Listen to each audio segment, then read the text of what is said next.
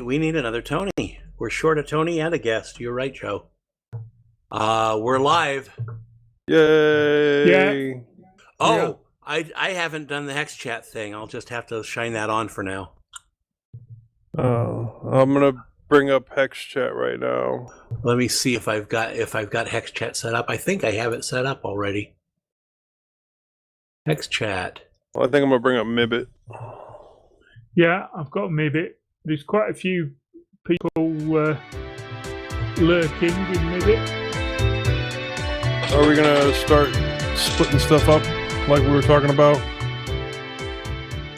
Everybody paying attention to... Yeah, I've already put my name next to at least one question. No, I meant the different... Nope. The different social medias that we have. Oh, and try to split those up, monitoring those. Yeah. No, I leave do anybody not have it set hanging. up. Damn it. Well, what's mintCast on? Freenode? No, it's on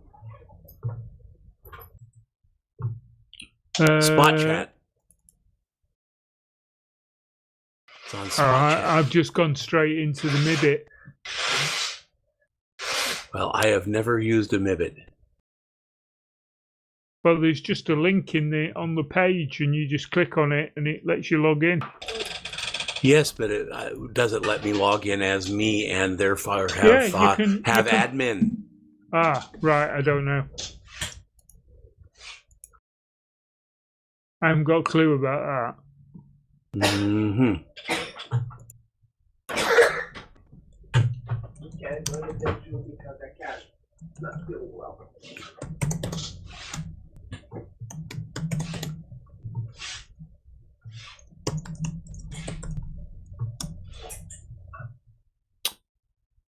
We need Eric. Where's Eric?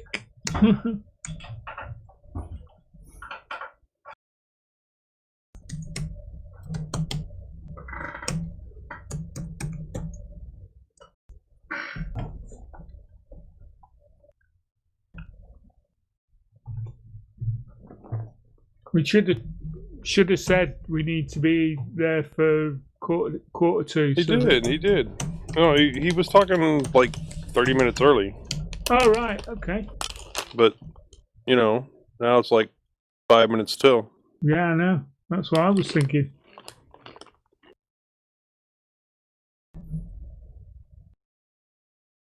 And no, I'm in Spot Chat. Let's go join Linux Mint.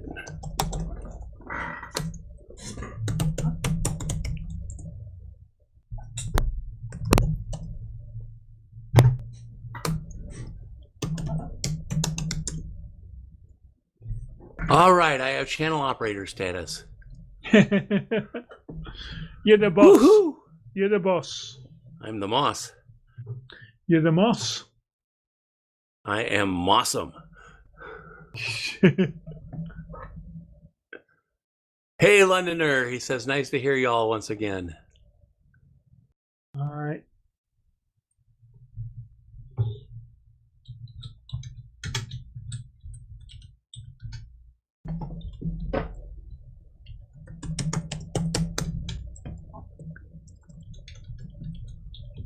All right, I will be back in just a minute. Okay, now I have to go over and find there. That's not Mumble. That's Audacity. Here's Mumble, and I need to close that box. And the live. Can you hear the music? I don't hear any music. Leo's saying that. Oh, Eric is connecting and disconnecting and connecting and disconnecting. I'm here now. All right. Hey. Hi, Eric. We're still missing one show host. No, Leo's here. No, we're still missing the other Tony. All right. I need the link for the to post in the Mumble room. They can go to the website and find it. They know how to do that, but I've been posting it. In where? In Hex Chat or what? Yes. Oh yeah. So Okay. put it in Mumble, and I will copy it to Hex. It's been in Mumble for a bit. Yeah. Oh, that's it there. Okay. And I was See, I curious if looked I can before get I to asked. the. If you guys could send me the link to the show notes. Oh, Sure. You were giving editing yesterday. Have you not got it? I ended up using the one Joe sent me in the Mumble chat. It's the same link. We Yeah, made some same. magic happen. Ooh, how do you get to the old stuff then? No, you can't. We'll send it to you again. I don't think Mumble has a history. Maybe it does. We just have it turned off or something. Yeah. Oh, okay. I don't know. I don't think We're- it does. I think it gets wiped every time. Yeah. There's probably a way to make that not do that. How's it going, Leo? Yo, Bo, long time no see. Yeah. I'm ready to hear this snake story.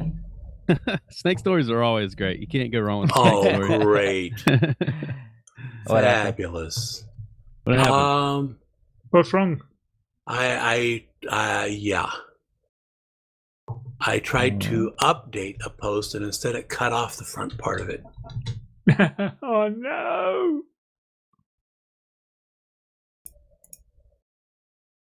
In the notes or what? Shh.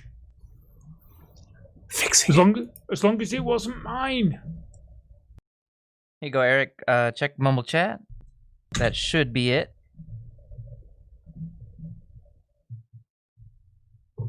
That looks good to me. Yeah. Okay, Ooh. everything's working. Tony is in the X chat now. We've got Londoner, Bo, Joe. I had. Who? I Cake had says my, he's there, and Ant-Man says he's there. Now, he's not saying it. He's showing up in the user list. Okay, everything's working. I'm ready to go. What time is it? 2:59 your time. Hey! Okay. Give Yeah, we're me. a little early. No. Let me ruin that for you real quick. I gotta do the beginnings, the intro thing real quick. Let me write that. Plus, I gotta get CMUS going over an SSH connection. Oh my god. It's all right. C Musk. Oh, Oh. you're trying to get the tones? Yeah. Hey, would y'all do me a quick favor though? In the But- stream, can y'all hear this? It will probably happen in about 5 seconds on the stream itself.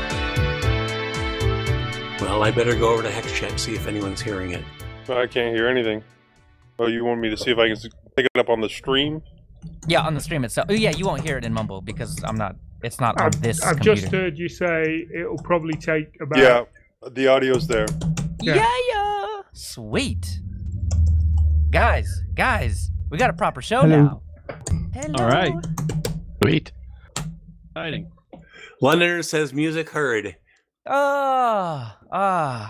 Hey! Does anybody remember the name of the person? It was probably about 2 months ago that was saying that they would prefer music on the show. I don't No. remember who it was, but I do remember that comment. Yeah, we do. because it's his fault. I looked into it. Now it's his fault that it's working. So thank you. Have to look that up in the show notes. Because you didn't Alright. understand what he was asking for, and I had to explain it to you. Yeah. Okay, sound checks. Come on. Yeah, we're running a little late. Okay. Yo, yo. Yep. Well, okay, Audacity. get over to... There's my Oh, I Audacity need to turn on window. Audacity. Record on Mumble. I'm ready to go. Hold on, I'm not. We're recording There. Mumble. Hang on. Mumble recording has started. Yeah. Good. We have plenty of fodder for the front end of the show. All right.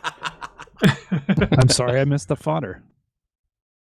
Oh, Did hey, you that's miss the mutter soundbite, too? If ever there was one. Did you miss the mutter too? I believe I did. Tony Hughes, give me a 3-word summary. What'd you do What do you mean? for the intro? since we're so late, I figure it'd be easier if y'all just told me what you did. I don't know what you mean for the intro. Like, His little blurb Oh, thing do he you mean does. the show Yep. notes intro? yeah. Yeah. I threw everything up in the air. Baking Okay. cars and playing with a laptop as Okay. a streaming machine. Tony Hughes bakes cars. Perfect. I have actually. I baked one of my models to set the Ooh. paint quick. Well, perfect. I love it. How did it taste later? Mmm. Did It looked you use the great. sourdough paint? It looked great. Depending on what kind of car it was, it might have been a little dodgy. Oh, wow.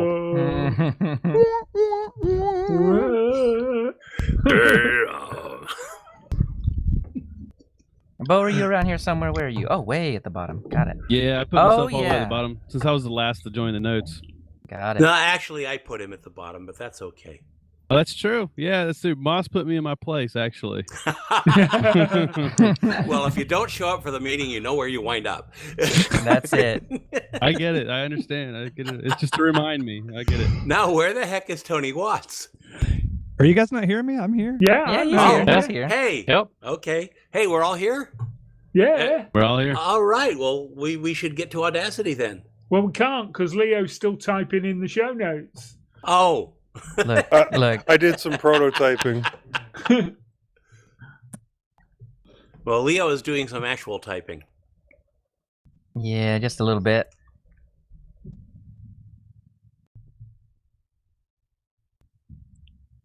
I hope it's monotyping and not stereotyping. Oh. Oh, what Don't was the forget security the thing? pie stuff in the news. I can't take all this punishment. Oh, the 8 gigabyte version. Well, no, there's more. There's a couple of things in Yeah, there's pie. like 3 things of Pi News. Oh, what else came out with Pi News? Wow. Got the show notes. I'm Eric, scrolling down now. I want to say that I had said your name correct, or you had mentioned that I said your name correctly. Is it Leets? Correct. Ah, beautiful. Ah, right. New firmware, the 64-bit beta test version, and the 8 gig. Okay, so did they actually put on an official version of the firmware that allows you to boot from a hard drive? They've got the beta out on it. Yeah. Because there was a hack around that was out for a little while. Mm-hmm. Couple of All right. weeks. Eric, one last thing. Can I call you Eric the engineer? That works.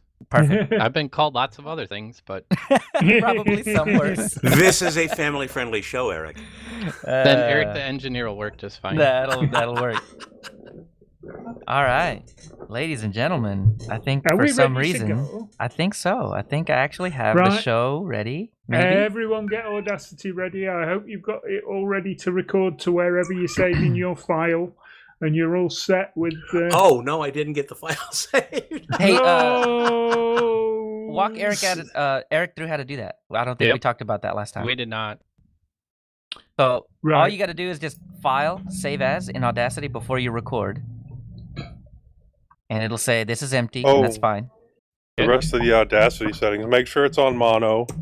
Oh, we Yep. got that. I Yep. think. Leo and I went through that before. Yep. And then so whatever folder you're gonna save it in, just save it and name it up at the name it up at the top, then save it. Yeah, if you save it as EP336 and then your initial, and we'll know whose it is. EP Okay, I've got my 336. project saved. All right. Now I'm ready to go. I think I'm ready. I think I'm ready too. Okay. Looks good here. So what we're going to do is do 3, 2, 1 record. We then do 25 seconds of silence, and then we'll go into the 3, 2, 1, 0 for the merge check. With So everyone first- saying 0. Yeah. The first time nobody says anything, you just turn on your recording. Okay. So is everyone ready? Yes. Yes. Yeah. 3, 2, 1, record. Okay. I've ruined it. Sorry. Start Yeah, again. mine didn't start Hold on on. time. Start again. That's weird. Mine didn't work. Oh, mine didn't last week when I did it. So I'm just doing the press the record button. I've not Well, got it on pause. apparently, when I saved my project, it turned off my settings on the record, so I didn't get it Yep. right. Sorry. Gonna Alright, turn yep. out there was an update, the Audacity, that we all just found at the same time. Oh yeah, of course. Of Yeah. course. Why would it be any different? Are we Okay, ready again now? ready. Yep. Ready. 3, 2, 1, record. I was the one that screwed up this time. I apologize. Oh, we gotta Let's stop start again? All right, hold on. This doesn't normally happen, guys. Yes, it does. Well, I was the culprit last week. Or That's last true. Show. We all gotta just cycle through everybody ruining it. Yeah. Let's get my turn out of the way. Let's not. Are we ready? Save Yep. that for next show, Joe. Okay. Ready. 3, 2, 1, record.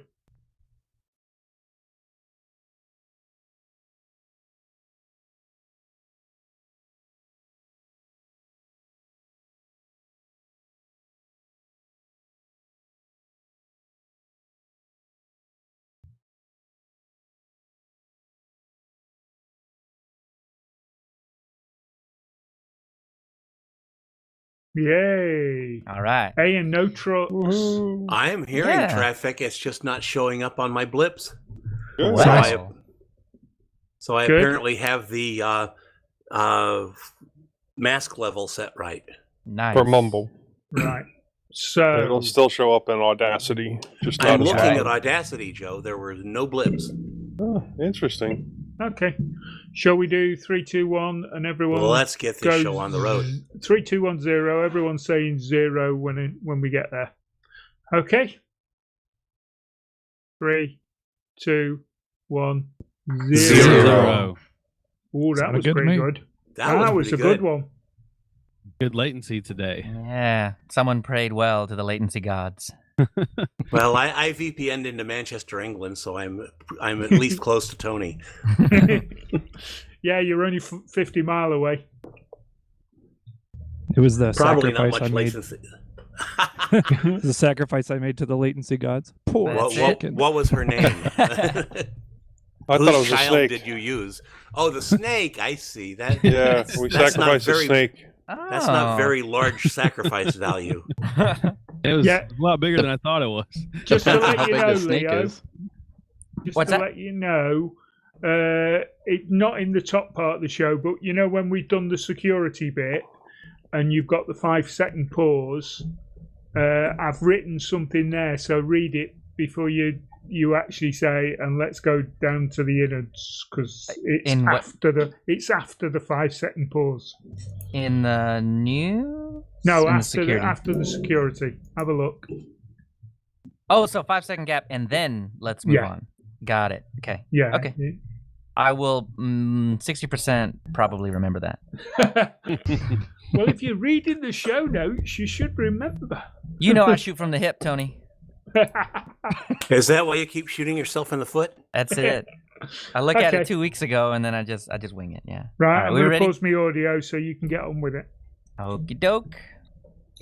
Let me turn my mute my microphone here. Oops, that's the wrong button. That's what I meant. Mute me mic. All right.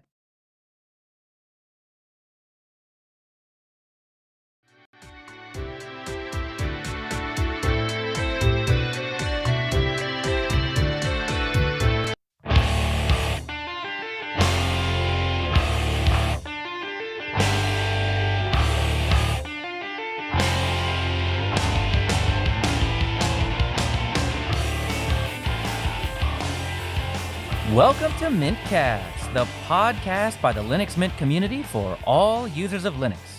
This is episode 336. This is episode 336.5.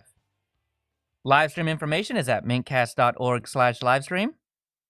We're in the mintcast channel in IRC at irc.spotchat.org. If you see something that you'd like to hear about, tell us. Send us email at mintcast@mintcast.org. Join us live on YouTube. Post at the mintcast subreddit. Chat with us on Telegram, Discord, or post directly at mintcast.org. This is Leo, and with me today is Tony Hughes, Hi, guys. Moss. I think I'm here.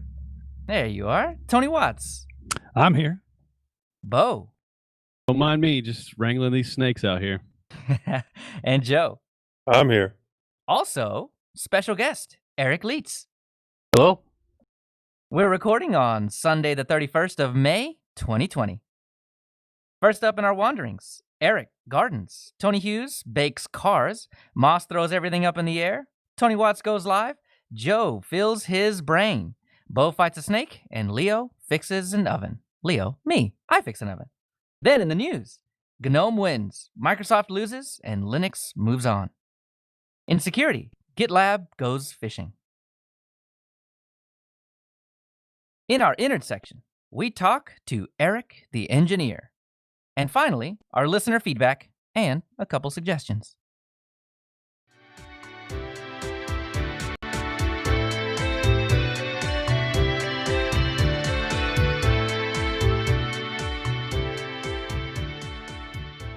Well, here we are with a special guest, and we'll just dive straight into our bi-weekly wanderings. So, Eric, over the past couple of weeks, what have you been up to? Well, first of all, it's very exciting to be on the show, so thank you guys. I appreciate it. Glad to have you on. So we've been planting our gardens. We live out in the country and have some land, and we actually have 4 separate gardens. And so we've had some cold weather as of late, so we're a little behind. I own an engineering company, hence the engineer. And so with the coronavirus, we've been able to reopen our office with a soft reopening. But the majority of our staff are still out of the office.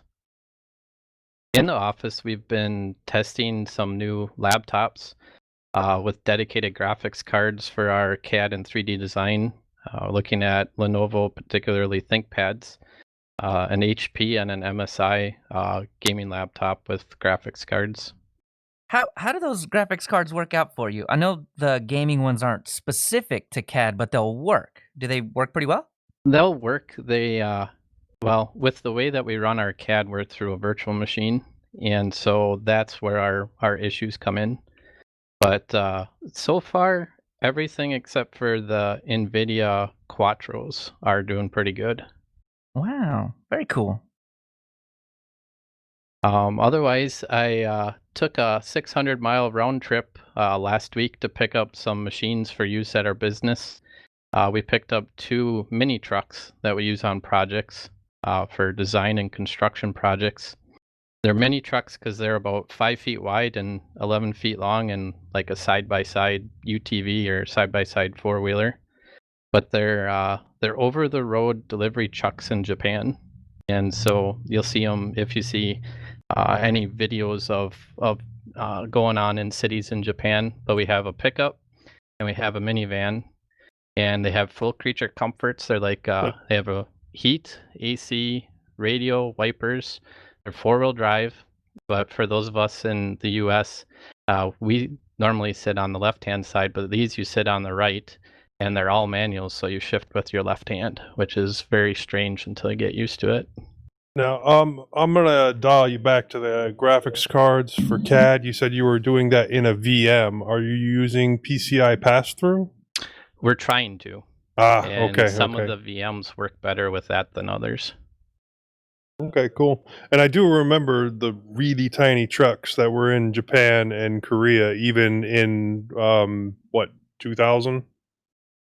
Yep, they've actually had them since like the 70s, but they still build them, and they're pretty nice. The newest one we have is a 2014. And other than they're just really small, they're a nice little truck. I'd love to drive it to work, but that's a long drive.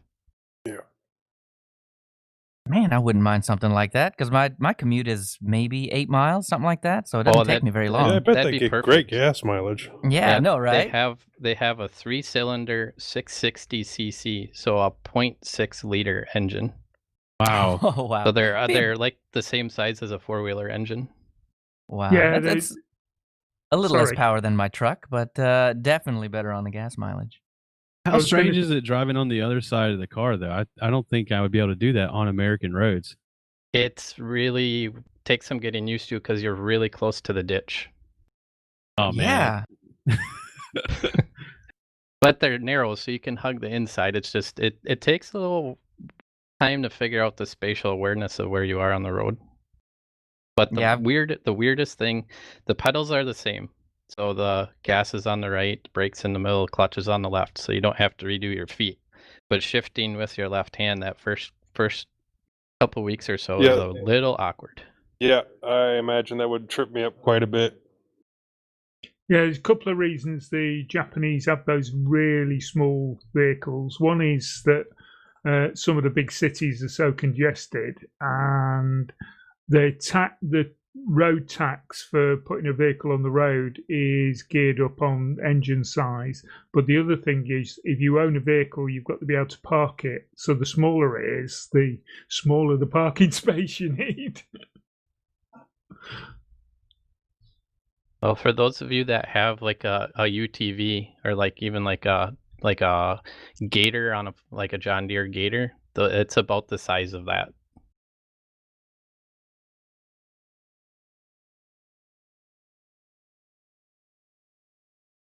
Well, all right. I'm gonna look into one of those UTVs. That just sounds fun. So for me, over the past couple of weeks, Rocco recently did a Linux Spotlight featuring me. That was fun. I think we recorded it a little over 2 weeks ago, but I didn't want to spoil any fun that he might be having with any kind of announcement or anything like that. So I stayed quiet. But yeah, so if you haven't Which is seen it- unlike you, Leo. I know. I mean, seriously, anytime anything comes up, I'm just like, tweet about it. Throw it in the Discord, something like that, right? So It was a fun watch, Leo. yeah, I do have a comment on my video quality. I think the most cool thing about doing that is that well, I guess also the least cool thing, my video camera on my laptop is busted, so I have to figure out some other way to do that. And right now, as I've been getting more into video stuff, I've not been able to get my hands on any good webcam equipment without spending an arm and a leg, right? Everything is crazy overpriced right now because everybody's trying to work from home. So yeah, just I had to find an alternative way. Well, I remember in Telegram, Fuzzy had been talking about using Cam Studio, I think is the name of it. And it's a really fantastic utility. You use an Android phone with a webcam. Cam Studio installs a VL42 something something driver to make it work. You turn on ADB debugging, I think. And all of that stuff melds together to make your camera phone a webcam. And that worked out really well for me, except when you scale up the resolution, you get a weird fisheye that comes through. And I don't really know how to fix that without getting the exact right resolution. But for some reason, 1280 by 720, which is what you would kind of expect on a webcam, did not work right. I looked super skinny.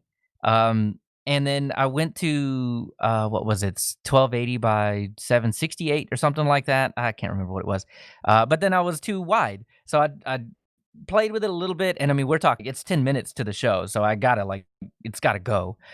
I find some happy medium number. I forget what it was, but yeah, everything looked mostly proportional, but yeah, fisheye. So that was fun though. I had a really good time on that show. Rocco's a fantastic host for both Biddle and for these Linux spotlights, and he's been talking to a lot of really cool people. So it was just kind of an honor to be on that show. And just I don't know, made me feel a little bit important, right? That is really cool, man. Yeah, I enjoyed it. It was great. It was absolutely great. He mentioned something about wanting to get everybody on this show, on that show. So keep an ear out. Keep an ear out, you guys. It's on YouTube, people. You can watch it at any time. Linux Spotlight. Yeah, I'll throw a link in there. I don't know. This was enough self-promotion. I feel like a link is going over the top. But anyway, go check that out. It's pretty cool. The other cool thing I feel even more accomplished about is I am not a handyman in any way whatsoever. I don't fix things outside of computers, right? I'm just getting out of my comfort zone at this point. But I fixed my oven. I it was 2-3 weeks ago. I think I talked to you, Tony, about it, and I was just lamenting how much I could not, how much I wanted to make bread, but yeah. So we did a little troubleshooting on the oven. I mean, which is odd to say, I think, but the top burner or the top element was working just fine. So I know the broiler worked. I knew the thermostat worked still in the oven, but anytime you turned on the oven itself, didn't work. Well, I spent $48 on a replacement part, replacement element, and taking the oven apart is actually really easy. It was maybe 4 screws, and everything pops out. The element. Here's the coolest part about this. You could immediately, obviously, tell it was the element once you got into it. There was like this burnt, melted metal look to the side of the element, and you're like, yeah, definitely. So we unplug it from the back, pull it out of the front, and the element that part just crumbles in my hand. So yeah, it's pretty safe to say at that point, it was probably the element that was causing the issue. Plugged the new one in, scooted the oven back, and everything was fantastic again. So I can make bread again, I can make cakes and cookies and all that fun stuff. I am no longer in dire need of an oven. So you can even start baking cars. Yes, I can bake some cars, just in case I need to. I do have some minis. I know Bo might know a little bit about this, but some of those paints require a little bit of curing, so you can do that in the oven too. Yep. So the question is, how many parts did you have left over afterwards? Okay, all right. I'm pretty sure this is by design. I had an extra screw left over. So I'm looking at the thing. I'm looking at the element. I've put it back in, and I've screwed every screw back in. And I'm having to think back to, because obviously I didn't take pictures to remember together. Why would I do that? Take out the other element. And I'm like, well, there were 2 screws that I had to take out to get this element out, but there's only 1 screw hole in this new element. What do I do? And yeah, so it really turns out the brackets were different on the 2 elements. So I was safe to only use 1 screw. So to answer your question, 1 screw. Sure, it's always designed with the extra screw. Oh man. But I was freaking out about it. I was like, there's no way I can have a screw left over. But really, truly, there really was 1 left over. Anyway, if you're listening live, you might have noticed that I've gotten the show audio working. So this is actually going to be one of my check this outs at the bottom of this. But yeah, so the intro music, the transition music, and the outro music, I cannot remember for the life of me, and I did not spend the time to go back. I couldn't remember which episode it was on, but you, the person that wrote in, asking for us to put the music back on because the show was just a little on the bland side without it. This for you. So I'm using, and I will point out that we can't hear it. Yeah, in the mumble room we can't hear it. So like during the show itself, I'm going by time. I tested these audio these audio files, and I marked which time I should come in. So I'm just doing it blind. I have no idea what it sounds like on the other end. I'm not direct listening to the live stream. So wait, if really? It's horrible, So whenever you're between transitions, you can't hear it. You just know how long to wait before you talk. Exactly. That's wild.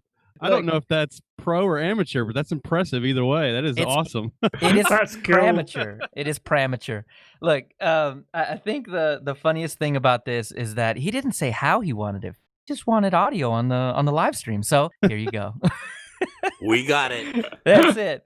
So the cool thing about that is I'm using the high quality FLAC files using a terminal based audio player called CMUS. I think it's C as in the language, music player. It's right in the repository, so apt install CMUS. You can check this out. It's really, really cool. And it works. I'll go into this a little bit more in the check this out, but it is pretty fantastic. It's like paginated. You basically hit 1, 2, 3, 4, 5, 6, 7, 8, or 9, and those are the different windows that you can get into in CMUS. And so for me, it's just 5. Find the mintCast folder. There are your intro, outro musics or whatever. And you just hit enter on it. But this is all done over SSH. So I'm on my laptop recording this show right now, SSH'd into the machine that I use to stream, and those files exist on that machine over there. And then I just, over SSH, hit enter on the FLAC file, and bingo bango, it plays. No, I still think awesome. you should switch to MPG 123 so you can script it all and just use aliases. I think you can script CMUS. I don't know how to do it yet though, because you can't just say CMUS and then an audio file and it plays. 'Cause Exactly. That was my original thought. I was like, let's do that. You But- can do that with MPG 123. Okay, so that might be something I need to look to as well. But so far, CMUS is working pretty good over SSH. Not a whole lot of bandwidth required or anything like that, and it's looking like a remote control to me. I like it. I think we Children, just- don't try this at home. Yeah. I think we set up an elaborate system of cron jobs and we start the show at the exact moment that we're supposed to. Oh, see? No. That will never work with us. You know And then that. we're not sitting You here knew it when the show proposed it. starts. That's never going to happen. Oh, Yeah. man. Not with this crowd. That's funny. So last thing is I've got a my that little HP stream. I've been trying to mess with Cloud Ready on it. I think it was Katya in Discord that had mentioned Cloud Ready was a Chrome replacement, but not really, but kind of. Anyway, it's a Chromebook. I've turned this laptop into an x86 Chromebook, and one of the coolest things about it, because I don't know much about it yet, I haven't played with it enough, but I have. It just comes pre-installed with VirtualBox, I think. Pretty sure it comes pre-installed. If not, it's like a one-click install to get VirtualBox going. So anything that you want to do outside of the Google Cloud, you can just spin up an Ubuntu VM and just do it. So that's pretty fantastic. But just preliminary thoughts on that. That's all I've really got so far. I'll probably have information next show. But yeah, Cloud Ready. That's not bad. Pretty good. So, Tony Hughes, tell me a little bit about what's going on. Okay. Well, as we've been laughing and joking about I've been carrying on with me model cars, and like you may have guessed, I've been baking at least one in the oven just to cure the paint, so I could work on it a bit quicker. A lot of the modelers that I see on YouTube, they use a little toaster oven for doing it, a little electric toaster oven, but I thought, I haven't got one of them, so I thought, well, if I stick it on something, I can hang it from one of the shelves in the gas oven that I've got, and it worked, did the job, so I was quite happy with that. I've been recording more episodes for HPR. Episode 3 is now in the queue, and I've done the work on episode 4. I just need to put it together and record the audio, so that'll be going up on the queue shortly. I'm actually enjoying the process, although documenting all the stage takes a lot of time, remembering to take all the pictures as I go along. It's a bit like recording a podcast, really. You know, you've got to remember all the salient points as you work through it, particularly when you're doing the audio processing after the show. But I'm enjoying it, and we're getting there. So if you want to go and check that out, go and check out my HPR. I've also been bringing one of my Toshiba Z30s out of mothballs. I haven't used it for a while, and I've set it up as my Jitsi box and Zoom box for in the office here, because it's a nice light one and I can just leave it in a corner and then just pull it out as I need it. So it's now set up that I can just pull that out, and 2 minutes later I've got a Zoom or a Jitsi call set up. I hadn't actually switched this machine on for well over 2 months, and I'd reinstalled Linux Mint 19.3 on it, but I'd not configured it all. So I ran all the updates and installed Zoom and everything, and it's working great. I joined the Makerspace lug on Saturday on it on a Jitsi call, and for some reason Jitsi doesn't like Firefox very well. It works better on, I'm sorry about this, Moss, the dreaded Chromium, but when it's on Firefox it's a bit flaky. If you're using Firefox, it can make it a little bit better if you change the video resolution with Jitsi. You can do HD, or you can continue to pare it down in the settings. So that might be one way to avoid the dreaded Chrome for some of you people who are trying to avoid Google. I've installed Kubuntu. I think I mentioned this on the last show. I also installed Kubuntu on the Dell, ready for the next episode of Distro Hoppers. And during the week, I stuck it into suspend. And when I took it out of suspension, it wouldn't connect to the Wi-Fi network. And I couldn't find any way to restart it. So I had to reboot the computer to get it to reconnect to the Wi-Fi. So I did a little bit of research, and apparently this issue goes back to 2016. It's a Wi-Fi driver issue, according to the Ubuntu documentation pages. I've put a link in the show notes to the particular page.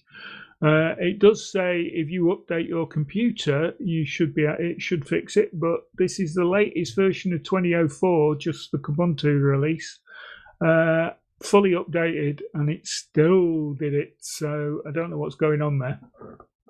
Maybe someone else can put something up and tell me what I'm doing wrong.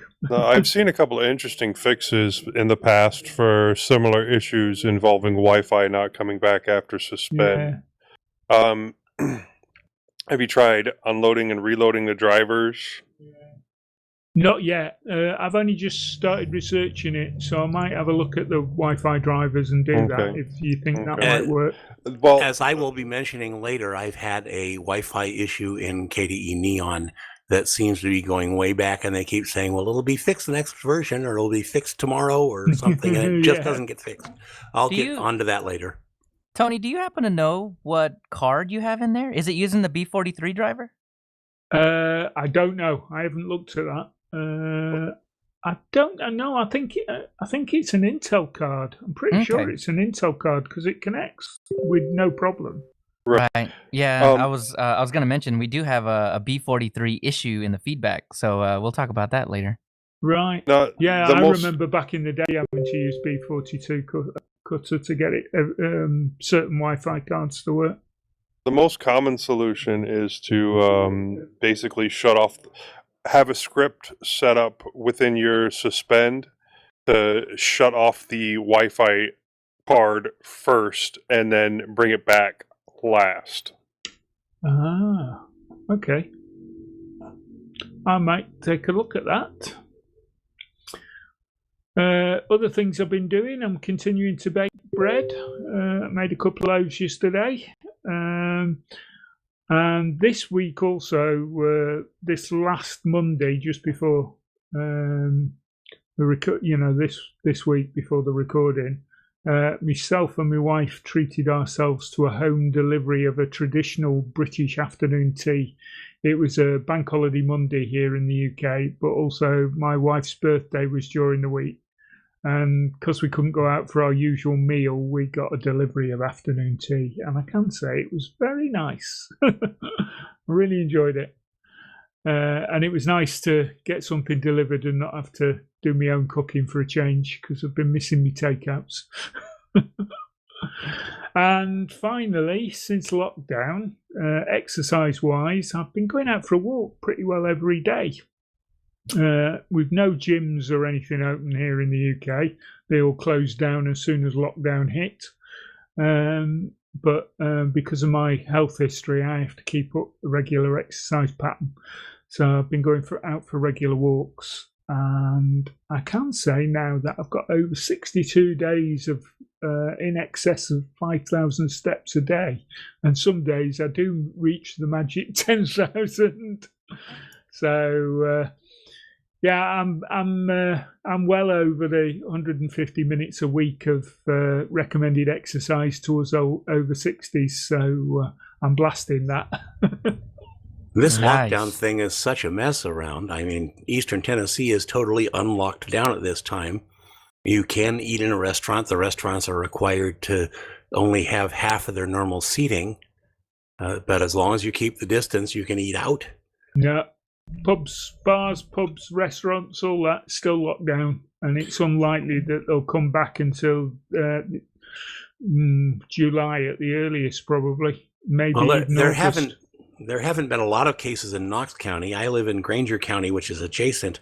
We've had a total of 6 cases, 5 of which are listed as recovered. Right. Okay. Right. Well, that's about it from me. So, Moss, what have you got for us this week? Oh, I'm up, am I? You are. Well, let's see here. Yesterday during the show meeting, my Linux box just was not working right. I could hear Tony Hughes great, Joe pretty well, everyone else was breaking up. I tried a bunch of things, nothing worked. So, less than 2 hours before the show today, I decided to switch machines. I set up my Kudu with an i7 CPU instead of the i3, otherwise similar specs, and I loaded Mint. I decided to try out the software in advance, which was thoughtful of me since it was about 1:30 and show time is at 3 my time. And I found Audacity 2.4.1 was just not working. It was showing that I was talking into it, but there was no waveform going across the stream. The timer was moving, but no waveform. So after asking a few questions of Leo and Tony with no resolution, I rebooted over to Perl OS 9, where Audacity 2.3.3 was working just fine. So then I went to set up Mumble. And I discovered that the version in the repos does not accept our certificate. Leo said he needed to work on that. Has it happened yet, Leo? Oh, I think Josh owns that one. So, Josh. Leo told me to get the snap, so I did, and it's working fine, I think. Always change everything right before a podcast, right? Isn't that the way you're supposed to do it? Extreme distro hopping, they call it on Biddle. Well, I hopped computers, distros, and software. Okay, I got KDE Neon loaded to my Kudu laptop in preparation for the next Distro Hoppers Digest. I got everything set up in case I wanted to use it for a podcast, and for the first time got HexChat set up such that I log right into the mintCast room with admin privileges. Of course, that means I will never use it for a podcast, ever. Everything else is set up except that I haven't bothered to validate my Tracked TV and Real to Brit accounts for Kodi. And then the trouble started. For some reason, whether I'm connected via Ethernet or Wi-Fi, I get a yellow exclamation point on my Wi-Fi icon saying limited connectivity. I asked around a bit, and after determining it is using exactly the same kernel as Mint, so that's not the issue, I checked the KDE community forums and found others had the same problem, supposedly to be fixed soon in an update. I will point out that one of the messages that said it was going to be fixed soon was March of 2017. This does not give me something to... This does give me something to complain about in my review next Distro Hoppers Digest. I'm wondering if it's a KDE problem since Tony was talking about a Wi-Fi problem with Kubuntu. Anyhow, the Linux box is generally cruising along. After a lot of chatting with the guys in Telegram and with Leo, it seems I don't really need to do much in the way of upgrading it. I may need to re-examine that in the light of what happened in yesterday's show meeting. I need to get some connectors for the Molex and data cables to be able to use them for SATA, and a new larger SSD, and that's about it. I finally got tired of loving the look of OpenMandriva LX 4.1 but not being able to do much with it. I couldn't load my VPN, I couldn't load a whole lot of things. So I looked around a bit and installed the new Perl OS 9, as we've already discussed. You may remember me talking about Perl Desktop 8 a few months back. It's been relabeled and updated. I'm getting a lot of negative comments from the peanut gallery to the effect that if I wanted a Mac desktop, I should get a Mac, but that's fine with me.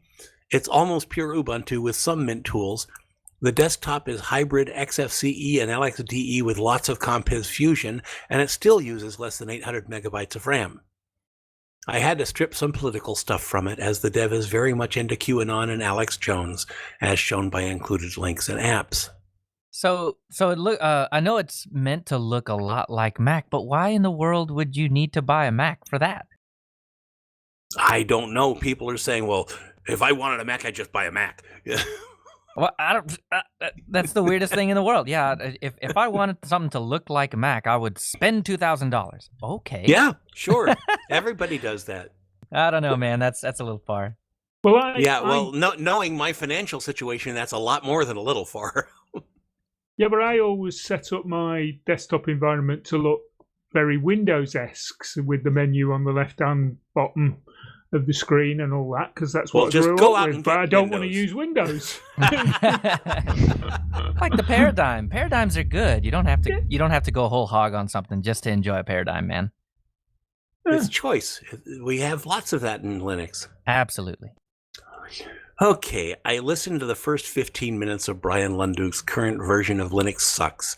These have been pleasant in the past, host aside, but this one was a complete waste of my time and I just stopped. Not the worst 15 minutes of my life, but it was in the running. Oh man, I love those. So this one's not quite as good, huh? Well, after 15 minutes, he hasn't said anything except complained about not having an audience. Oh, well, all right. Okay, in reading matter, my wife and I are now into Death Masks, the 5th book of the Dresden Files, and are chugging right along. She just recently noticed that we'd cut off reading Temmerer to do this and suggested we might get back to it someday. I'm still unemployed, working pretty hard to change that, but there aren't many jobs out there yet. I sent out 6 resumes last week and got 3 of them back as bad addresses, 1 as a vacant lot. Did a bunch more research and sent 3 more out yesterday, 2 of them to the current addresses of those which got returned. It's sad when you find computer company addresses on the internet in a search which are over 5 years old. And I'm still getting unemployment, and I thank my employer for calling it a COVID layoff. I am making more money right now than I ever have in my life. And I'm glad that poor people like me are getting a break for a change. We've had enough welfare for the rich. Let's get a little bit more downstairs. I think I should stop babbling now. So what about you, Tony Watts? Well, I played a real live gig in front of real live people last week. Oh man, I'm jealous. Yeah, it was the first time for one of those in probably 10 weeks. So it has been a very long time. So it was good. It was a solo gig, not a band gig. I think especially, with the harder rock stuff, band gigs are gonna still be real tough to come by for a while. But I played by myself at a brewery last week, and it was a holiday weekend, so the crowd was good. It was a good establishment. Their beer was fantastic. So it was a really good time. I really enjoyed it. And then what place was that, Tony? It was a place called Still Fire Brewing, which is here in Gwinnett County, just outside of Atlanta. Okay, haven't been there. Thought I'd ask. Yeah, it's a microbrewery, but really cool place, and I was glad to have the opportunity. And then on virtual music, I attended a virtual concert midweek, and Clutch is a band that I like a lot, and they put together a virtual concert with 4 bands. It was 3 hours worth of stuff. They sold tickets, so they did have it behind a paywall, which I thought was kind of cool. I don't know that there's a lot of that going on right now. So I did my part, and I bought a ticket, and me and my sons watched it in the living room and turned the volume up to 11, and a good time was had by all. So I hope to see more of that kind of thing coming. What else we got? It looks like I missed the last episode, but I did listen, and I heard you guys talking about PIA and VPNs a bit. And my PIA subscription is running out in about a week, and I think I have made the decision to renew it. Main reason being it seems to be the most cost-effective option that I can find. If you go for a whole year, it's less than $3 a month, and that seems to be pretty hard to beat. And they give you 10 devices as well, so seems to be the best deal I can find for the money. Proton is a little more, as is Mulvad, so I believe that's what I'm going with. Yeah, it seems to me nothing has changed, but I know about the whole acquisition and all of that, so I don't know. It seems okay to me, though. Yeah, of course, they're feeding your feed through the Israeli Secret Service and then not logging it when it gets back to PIA. Ah, see, there it is. Okay. You mentioned that, I think, on the last show. Yeah. I really am joking, people. I mean, it's possible that that's what's happening, but I'm just a snarky individual that likes saying stuff like that. Yeah, I mean, as far as I know, they haven't changed anything, but the only hesitation I have is I'm buying into, a year, so anything could happen in that amount of time, but I'm going to go ahead and roll the dice on it. They've been good to me so far, and if that continues, and I don't have any reason to believe it won't, then it seems like a good move. So I was excited about this. I finally got my Velour headphone pads that I ordered from China ages ago. They showed up the other day, and they are very comfy. So thanks for the suggestions on the couple podcasts ago. Yeah, they're nice. Yeah. The true test is after I have them on for about 3 hours at a shot talking to you guys, which, hey, we're doing that right now. Today's the true test. Indeed. Yeah, you're gonna get it'll get a little hot. These tend to like to really hold in the heat, but I mean, as far as comfort goes, they're not bad. Now the ATH M50X, what size ear cup is that? Do you know? It's over the ear, if that sufficiently answers. Okay, somewhere between 90 and like 100, 105. Yeah, they're oblong as well, so they really do cup your whole ear and doesn't really touch it at all. I've been surprised at how difficult it is to get the 100 millimeter ear cups. Yeah, I think that set of headphones has probably got some of the bigger cups that you can get. Yeah, I got these pads on there, but there was quite a bit of stretching involved. Yep. So some more technical things. I because I had an actual gig last week, and it was a 4-hour one at that. I haven't been really doing as much virtual music, but I've been doing a lot of testing since I have the audio interface I've talked about the last time or two. And what I figured out is that I think the easiest thing to do is to use that audio interface if you're going to go to like YouTube Live or Facebook Live, is just to plug it into a phone. And when I first tried that, what threw me, it has a cable that's USB-C at both ends, and that did not work when I plugged it into my phone. And for whatever reason, if I went USB-A and then put an adapter on that to bring it A to C, like the USB OTG cables, that worked. So I'm sure there are reasons for that. I don't know. I just know it works. So I got it working.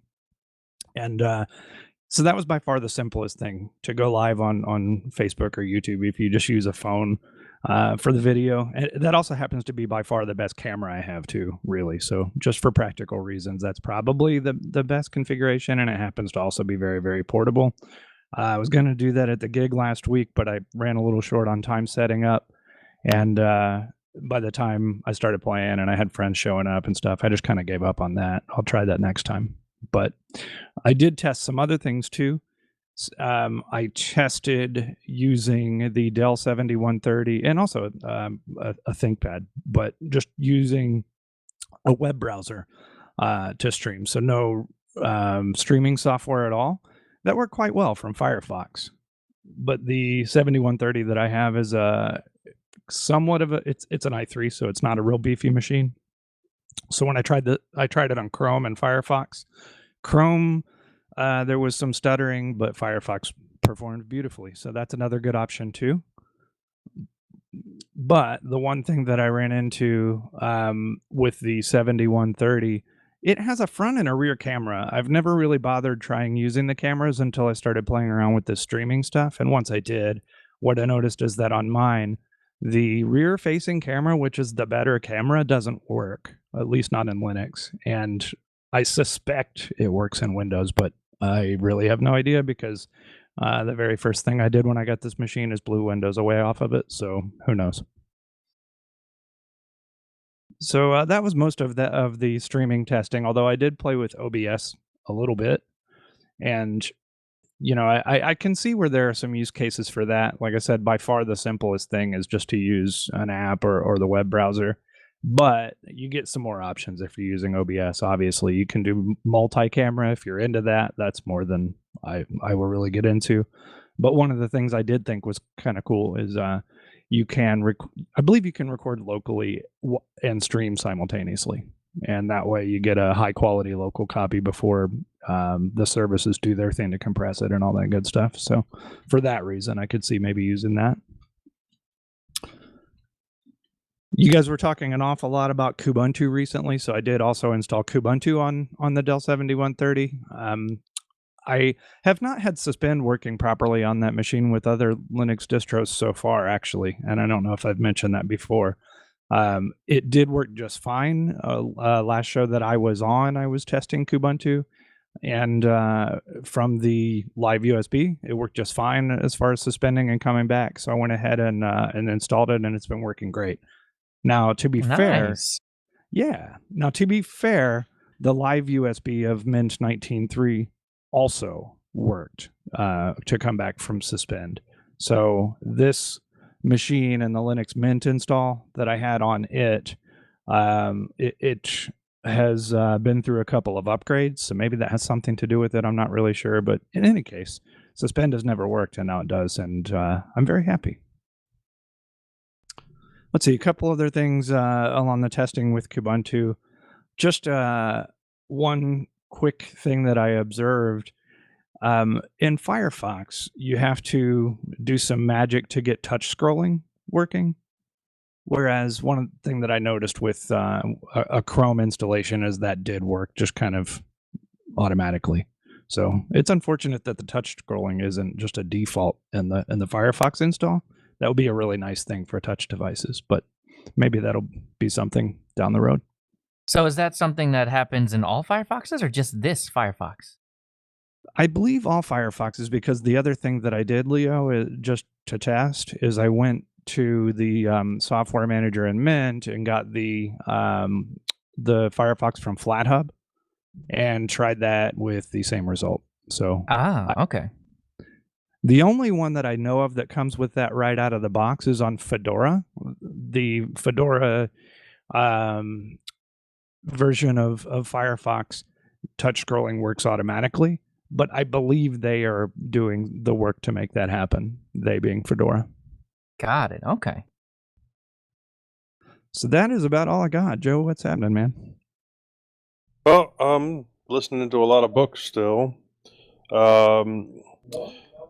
World Ship Humility by R.R. Haywood. I really recommend this book. It is good. The action was steady but not overpowering, and the audiobook version, really high quality audio, and the story was just excellent. I will be trying other titles from the same author. I know I've read some of the reviews on the other stuff online, and maybe R.R. Haywood is a little bit more simple than most authors, but still, really good book. Next, the sequel to Skyward, a book called Starsight by Brandon Sanderson. Also, excellent book. Very enjoyable sequel. It really expanded the universe for this series of books that he's planning on writing. It's a good addition to what should be a solid series. Because Sanderson really, really needed another series under his belt that he was writing on to extend out the time between his novels. I also read Delta V by Daniel Suarez. Really good book with some solid ideas in regards to mining asteroids in space, as opposed to just, going to Mars. Also read Influx by Daniel Suarez. Interesting book, if a bit less memorable than the others, about the suppression of scientific advancements to not necessarily stagnate society, but to prevent society from destroying itself. And then also I read the second book in the Sprawl trilogy, Count Zero by William Gibson. I'm really wanting to like this whole series. But it is a bit hard to get through in audio format, a bit of jumping around, a bit of obtuse terminology.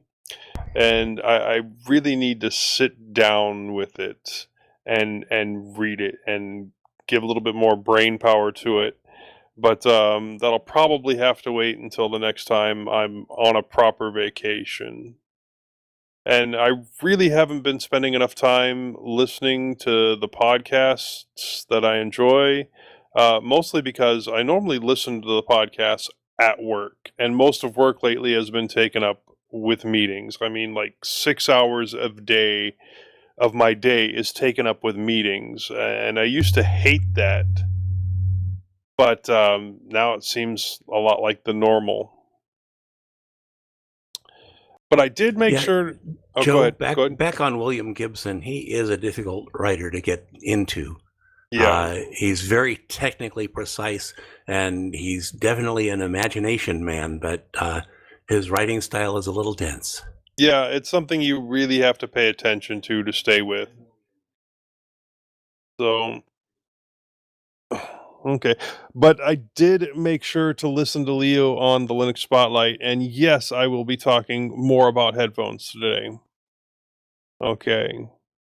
So are we bookcast, or are we headphone cast, or just general soldering information, or? It could be. I'm okay with all of that. I've been working on a second pair of Sony XB700s, the one I bought for parts so that I could fix the first pair. It had a bad battery, which is why I got them so cheap, and they would not charge at all and would not turn on. Also, I had removed the drivers from them to use in the first set, which is the reason I had got them. So none of the grill or ear pads were there either. But I did have a pair of ear pollution moguls that were in pretty bad shape, and the only good thing about them to start off with was the halfway decent drivers. So it took several iterations and test prints and prototyping in Tinkercad on Linux to get all the dimensions correct. But I designed and printed the grill, the driver mount, and the expanded ear cup mod, and printed it all out, and used a method that I had seen on a YouTube channel called My Mate Vince to resurrect the battery. I pulled the battery out and connected it to a PCB USB battery charger and monitored the charge with my voltmeter. Voltage went from 0 to 3.7 volts very quickly. Then I disconnected the battery and resoldered it to the headphones and verified that the built-in charger could finish charging up to 4.2 volts. And that worked perfectly. The little PCB did get really warm, and it did charge like really quickly from 0 to 3.7, but I made sure to monitor it the whole time, and the battery never got hot, just the PCB. So the Sony XB700s are now over-ear instead of on-ear, and have 50 millimeter drivers in them instead of the standard 30 millimeter drivers. I did glue the drivers into place to prevent rattling, and the volume is good. Although if I use the enhanced bass features, if I really turn them up, I do get some distortion. I don't know if it's the quality of the drivers or if it's the way I built the grill and how the drivers sit in the chamber. And I do have other drivers on the way from China, or I may pick up some better ones or pull the ones I have in an old pair of Triton gaming headsets. I'm also testing the batteries over a longer period of time. They do seem to be working really well right now. I have gotten like 25 to 30 hours of use. I'm also looking at making my own mounting holes in the side of the headset, since I wasn't able to use the built-in mounting holes because of their unusual placement. But it does look like the battery's doing well, and I might glue into place instead of using screws. But yeah, Tinkercad was great for designing the grill and the insert that I'm using to hold the drivers into place, and even the lines that, because it doesn't make true circles in Tinkercad. It makes well, I guess 64 sided, whatever that's called, almost a circle, some type of hedron. And then I'm able to use the lines in that to count where the gaps that I needed to make should be. That sounds like a 24-agon, right? Yeah, it's 64-agon, yeah. Oh, 64-agon, there you go. Yeah. I also think I've ruined my music listening with this being stuck at home and getting to use cans all the time instead of the in-ear HBS 770s. I had switched back to them for jogging the other day, and normally while jogging, I would listen to audiobook or podcasts. But instead, I decided to listen to some metal because what's better to run to than metal?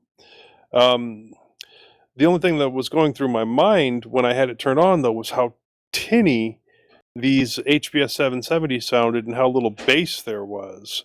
And this is with the modular earpieces that I put on aftermarket that sounded better anyway. And the only thing I could think was that how horrible it sounded.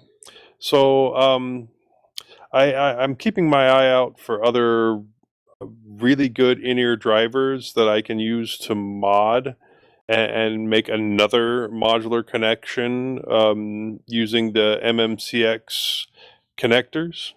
Or maybe I just need to buy some MMCX in-ears that rate really well, and then maybe try and build my own later.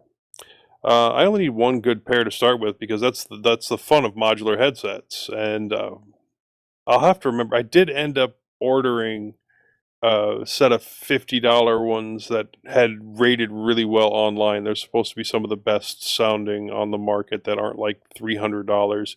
And I figured, considering that I spend 8 to 16 hours a day with headphones on, that I should... investing in it was a good thing. Also, I traded off one of my Skull Candy Crushers with the 3D printed hinge for an HP Touch Smart for a laptop, and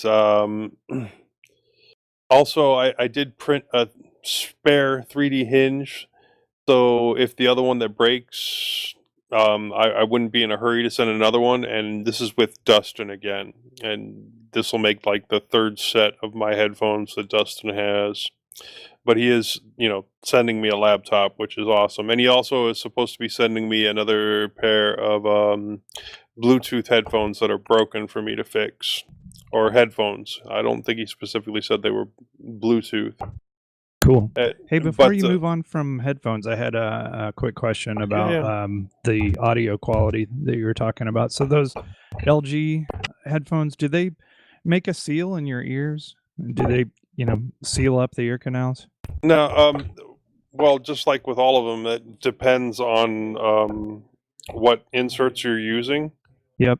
And I do have to special order the extra larges, just because my ear canal right there is either greatly distorted from years of using crappy headphones, or I just have large ear canals. But yeah, I do make sure I get a good seal. Yeah, okay. Yeah. Just thought I'd ask. That's the one thing I know that kind of makes a really big difference, but if you're already on that, okay. But you got to remember that the modular MMCX headphones that I was using to start out with were the $6 ones from China. Oh, right on. So I don't count on them for solid quality. I can bring it up real quick because I ordered what was supposed to be a really good pair, and it does mention in the reviews that you have to wear them just right. They're the Linsol Tin Audio T2 Hi-Fi 2DD double dynamic drive in-ear phone bass DJ metal headphones. 3.5 millimeter. Yeah. It will come with its own cord, but because it's MMCX, I can pop it off and put it onto my Bluetooth ones. But they're the Tin Audio T2s. Nice. If you get a good seal and you have ones that the drivers are even half decent, it's going to work out. I got these little true wireless ones, and if I turn it up loud enough when I'm cutting the grass, I can't even hear the mower. Rock and roll, man. Yeah. Okay. Yeah, but I do want to say that the HP Touch Smart, I will have to replace the screen on, but looks like I can get a screen from eBay, touch screen, for about $70 for that particular model. I'm still looking at building or buying a new tower for my server, but I'm not certain where I want to go with it. The mini ITX and micro ATX builds seem very cool and not as expensive as I suppose they would be, but it seems a bit pointless if I'm planning on adding 4 hard drives to do a mini ITX or micro ATX case. And if you're going to go with a tower case, then why do mini or micro? I don't need a lot of peripherals added, but I should put a decent graphics card in it for transcoding with Plex. I could add back in a graphics card to my current build as long as it's not trying to use board power and has a separate power connector. But the server that I have is still having problems where it overheats and crashes. I may just try a full reinstall, but I mean, this really shouldn't be happening. It should thermal throttle, and I'm not understanding why the motherboard isn't doing that. So more research is required. I did also spend some time helping listener Dustin get Resilio Sync set up so that I could easily transfer some of my audiobooks over to him so he has something to listen to at work. I did see from his perspective that Resilio Sync is definitely not the easiest thing to set up. There is quite a bit of command line stuff even on a normal install that you have to go in and do. What package manager was he using? Deb. Okay. Because I recently installed Resilio Sync on a system that had a Pac-Man package manager, and it was actually syncing to my laptop, which runs Linux Mint. So it's it's the normal Debian package manager, and it was awful trying to install it using the Pac-Man package manager. And it just installed right away on Linux Mint. And I did notice like it was a night and day difference, even after following a tutorial and all the command line input and setup I had to do. It still doesn't run right. I have to stop the service and restart it with the correct flags every time I want to use it. Right. What a nightmare. Yeah, it's crazy. It's funny how it installs so easily if you're using certain package managers and so much harder in other cases. Yeah, but even on a regular like Debian install, you still either have to go in and give the RSL sync user group and user permissions so that they can access files if you want to be able to share anything from your computer, or you have to, and you probably still have to do the systemctl either way, but you can just set systemctl to run Resilio Sync as your current user. That's what my problem is my system is not, I don't know which it's doing, but whichever one it's doing, it should be doing the opposite, because whatever user my system is running Resilio Sync as doesn't have permissions to my home directory, which is actually on a different disk. Like I have a separate disk for my home directory, and it doesn't like using anything on that disk. Something 777 something. No, just make everything 777. No, don't do that. What you should do is do a sudo systemctl stop Resilio Sync service, and then do a sudo systemctl enable backtack user, and then Resilio Sync service. And then you'll be running it as your normal user instead of the RSL sync user. Yeah, I'm probably missing the -user on the enable command, because that's what I do to solve it. Is I just tell it to stop the service, and then I just start it with the user flag, but I've not enabled it with the user flag. Yeah. But yeah, that was a good conversation. And I think Resilio Sync is easy, but I've been using it for a long time, and it's set up on all my computers. And once it's set up, it's as easy as either setting up a new share or dropping files into an old one. Had a really good conversation with Dustin about books and audiobooks and fiction, and what writers are good and what writers aren't Rothfuss. And didn't get too far down the rabbit hole, but it was still a really good conversation. And it sounds like I got a new person to check out the Stormlight Archive. I like this because I don't have too many people to discuss some of my obsessions with. I don't know too many people that have actually read the Stormlight Archive, also by Brandon Sanderson, and also a continuing series. I have been trying out some small things with Plex to try and improve my quality and stability. Right now, I have turned on the function to use RAM as a temp space for the transcoding. Previously I hadn't noticed too much of a difference, but today, last night I did. I noticed something that was really helpful using this. RAM as a temp space. Now, normally if I pause something in Plex and then go away for 24 hours and come back and then try and press play again, it will play the section that's been buffered and then it will stop and I'll have to reload to get it to work again. What I noticed was using the RAM temp space is that once I hit play again after that 24 hours, it started playing normally, and it did start buffering new portions of the video in again. And that for me is really useful because I rarely get to watch anything all in one sitting. I did receive the replacement micro SD card for my Pi, but I still have not set it up yet, and I'm still trying to decide if I want to do Raspbian again or if I want to try out one of the Ubuntu OSs for it. I'm keeping my option, even if I use Ubuntu OS, to be able to easily switch back to Raspbian in case I can't get Netflix working under Ubuntu. And I heard you were having some fun with your snake. A new Yeah. pet snake.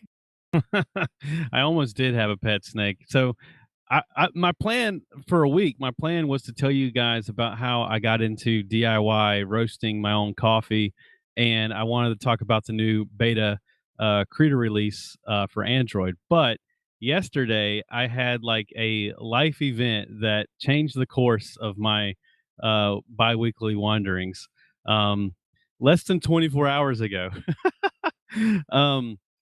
So all right, let me just get a quick show of hands. How do you guys feel about snakes? Anybody on the show just like adore snakes? They're not scared of them at all, or anybody's just like petrified? Where do you guys stand on the snake? I have a strict policy when it comes to snakes in general. They stay over there, I stay over here. Yeah. I'm a get the shovel kind of guy. I have I had agree some with pet Joe. snakes in the past. Yeah. I don't want to be anywhere near them. I'm with you guys. We're fortunate here we don't get them. I have had some man. pet snakes in the past. I don't know if anyone's hearing me, but No, I hear you. Yep. I hear you. oh, okay. I always think it's bizarre people that have pet snakes, man, because I just have an irrational fear of snakes. I just don't like them. Even seeing them on television or Don't call it an irrational fear. Call it a healthy respect. no, even when I know that there's no chance that me and the snake can interact, I still just don't like the idea of them, man. They creep me out so bad. I do not like watching my snakes feed. I basically give them whatever they're eating and get out of the room because the striking motion is just so sudden that it startles me. My skin crawls just hearing you say that. It's, oh my God. So anyway, but if you were to see my house and where I live in an old house. Like there's a creek in the backyard. There is lots of overgrown brush and trees. And if you were to say to somebody, hey, I want to build an environment that would just attract snakes, they would probably design my house like that. Like I live in like the snake like spot. Like if you were planning a place for a snake habitat, you would design exactly where I live. And I have this complete irrational fear of snakes. So like, it is a bad combination. And this is not my first interaction with a snake in my yard. But usually it's in a place where, okay, it's far away from the house. It's just like Joe said, as long as I don't have to touch it, it doesn't have to touch me. We can coexist as long as they're existing over there and I'm over here. Well, flash forward to yesterday afternoon. My wife and I went to go pick something up. Oh no, it was Friday. It was actually Friday afternoon that this originally started. My wife and I went to go pick something up, and we had my son in the car. When we pulled into the driveway, I just saw this like thick black rope on the ground, and I was like, "Oh, that's strange. There's a black rope there on the ground. I don't remember seeing that when we left." And I go to the back seat and get my son out of the seat, set him down on the ground. He takes off running, past the black rope and straight to the back door. And I'm looking closer at the black rope, and I'm like, I think that's a dead snake. I think it's a snake, and maybe it got ran over. Maybe we ran over it backing out of the driveway or something. Like, I'm pretty sure that's a dead snake. And then but I didn't want my son to mess with it either way, alive or dead. And so I told my wife, I was just like, hey, I'm pretty sure there's a snake laying at the entrance to the garage. Why don't you go let Elliot in before he comes back out? I didn't say it that calmly, but that's what I said. And so she goes and lets him in the house. She also goes right by the dead snake, and he's dead, so he doesn't move, right? And then I say, okay, well, I'm going to go grab this shovel. I'll scoop it out, move it somewhere else in the yard. If it's dead, I'll just take it back to the creek and just let nature do its thing. Well, when I grabbed the shovel, the dead snake's no longer there. He's no longer in the same spot that he was. So that's when I realized this dead snake is probably a living snake. And that's when I got the tingly feelings all over, like, oh God. And my skin started crawling, and I was just like, well, so let me explain something about irrational fears. I know it's irrational. I know that like a snake doesn't want to be near me. They don't want to eat me. I'm not in their food chain. Like, they don't want anything to do with me. So I understand that I really don't have to be scared of it. But it's just something about the way they move and stuff, man. It just bothers me, and I can't even describe it unless you have the same irrational fear. I just can't even describe it. It just bothers me. And so where the snake was it was stretched out with like the upper half of its body coming out from underneath my car. And because we were in my wife's car when we went to pick something up. Now, this car it's a 1980 280ZX. It's not the car I drive every day. It's a car that I got when I was in high school, and it used to be my daily driver. And anyway, long story short, I drove it until I got the car that I have today, and it's been sitting in the same place. Basically, I've got the engine bay, cleaned up, and there's parts taken out of it. I'm trying to restore the car. And the snake was underneath there. And when I turned around to get the shovel was at the end of the garage. Like, it was pretty close by that car. And there's not many things around the car. My garage is relatively cleaned out. And so I didn't know where it could have gone other than into the car. And so I looked underneath the car. There's no snake underneath the car. I basically spent probably 2 or 3 hours trying to find this snake in my car. Now, granted, somebody that's not scared of snakes probably could do this a lot faster, but I'm very slowly unlocking the door, opening the door. I'm doing everything just as slow as you could possibly do it because, I'm just terrified I'm going to see this thing, right? But at the same time, I want to see it because I got to get it out of the car. I was determined not to let this irrational fear cause me to just like sell the car and never fix it up. And so anyway, I pushed the car out of the garage. I used a leaf blower to clean out from under it. I looked through the trunk. I looked under the seats. I looked in the engine bay. I shined a light underneath the car. This snake just evaporated. I have no idea where it went. It's just non-existent, right? And so all night long, I eventually give up and I go inside. And all night long, I'm thinking, like, where did it go? Like, is it living inside the car? is it laying eggs in my car? Like, is the 280Z, is it going to be like just full of little baby snakes in like a month? Like, I just can't get it out of my head. Like, it's just totally under my skin. And then the next morning, I look, the first thing I do, I get up, have a cup of coffee. I'm like, getting ready for the day. I finally let go of this, fear of the snake, but I know it's a problem. I'll figure out how to get him out. And I look out the window of the back door where the Z is, and just poking his head out of the passenger side or the driver's side tire is this little living snake that I thought was a dead rope earlier.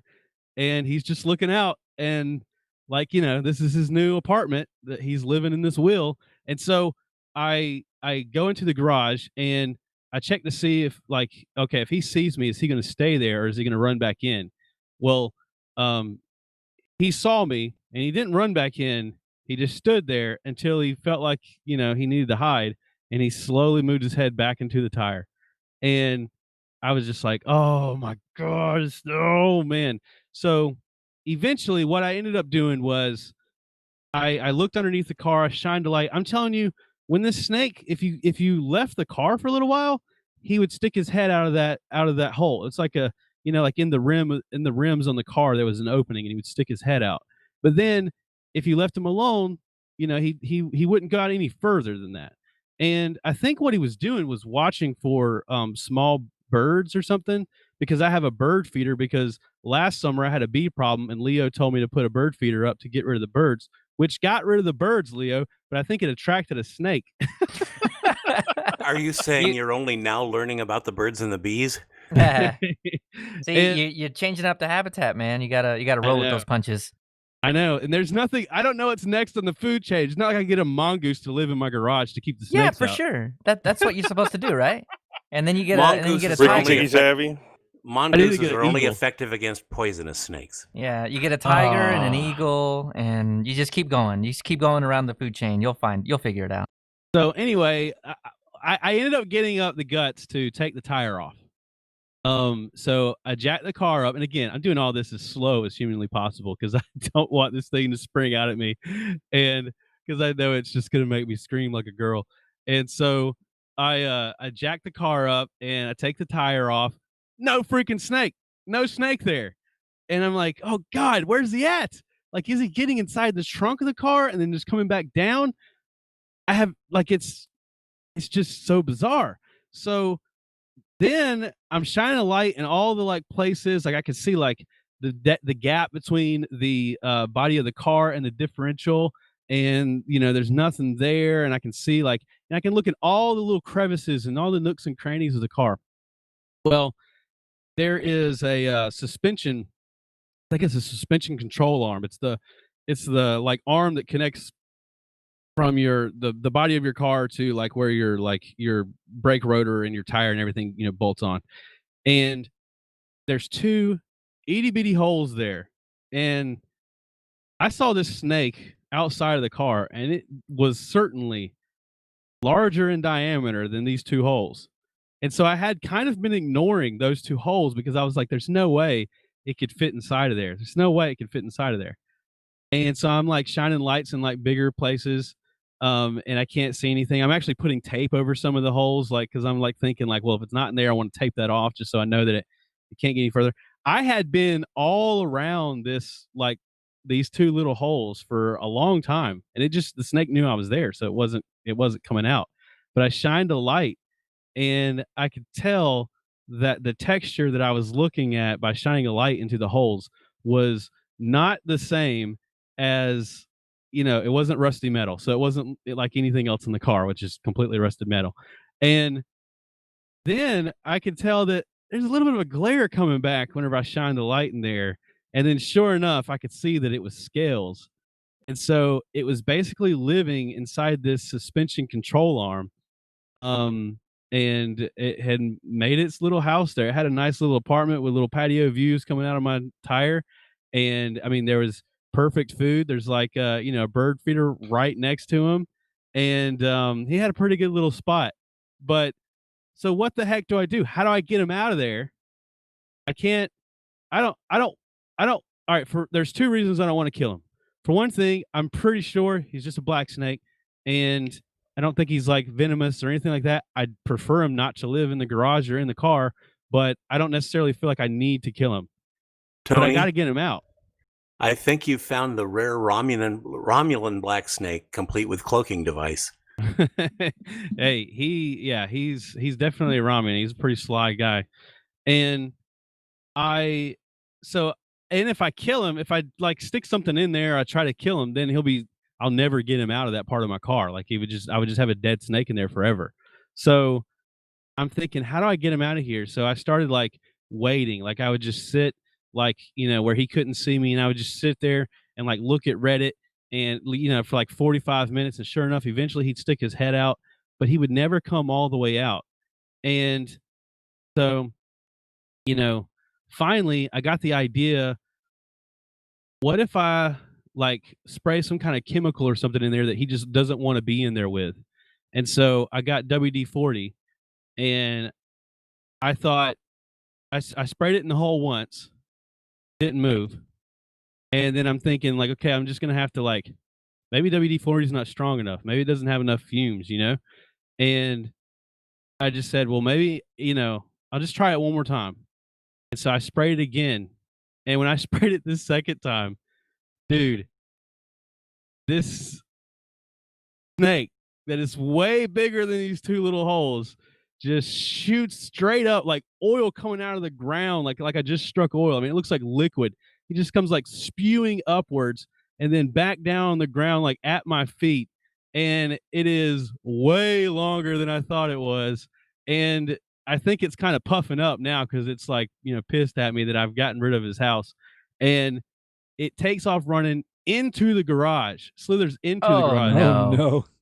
I wanted it to go away from the garage, but it went into the garage. So for one thing, I'm happy it's not in the car, but I also know that he had a good gig going there, and he probably was just come back to living in the car. And so I'm like moving things, trying to find him. I know what direction he went in. He must have been like, as I was moving things, trying to find him, he must have been 2 steps ahead of me, moving away from me, because when I eventually figured out where he was at, it was on the complete opposite side of the garage from where, I started my investigation.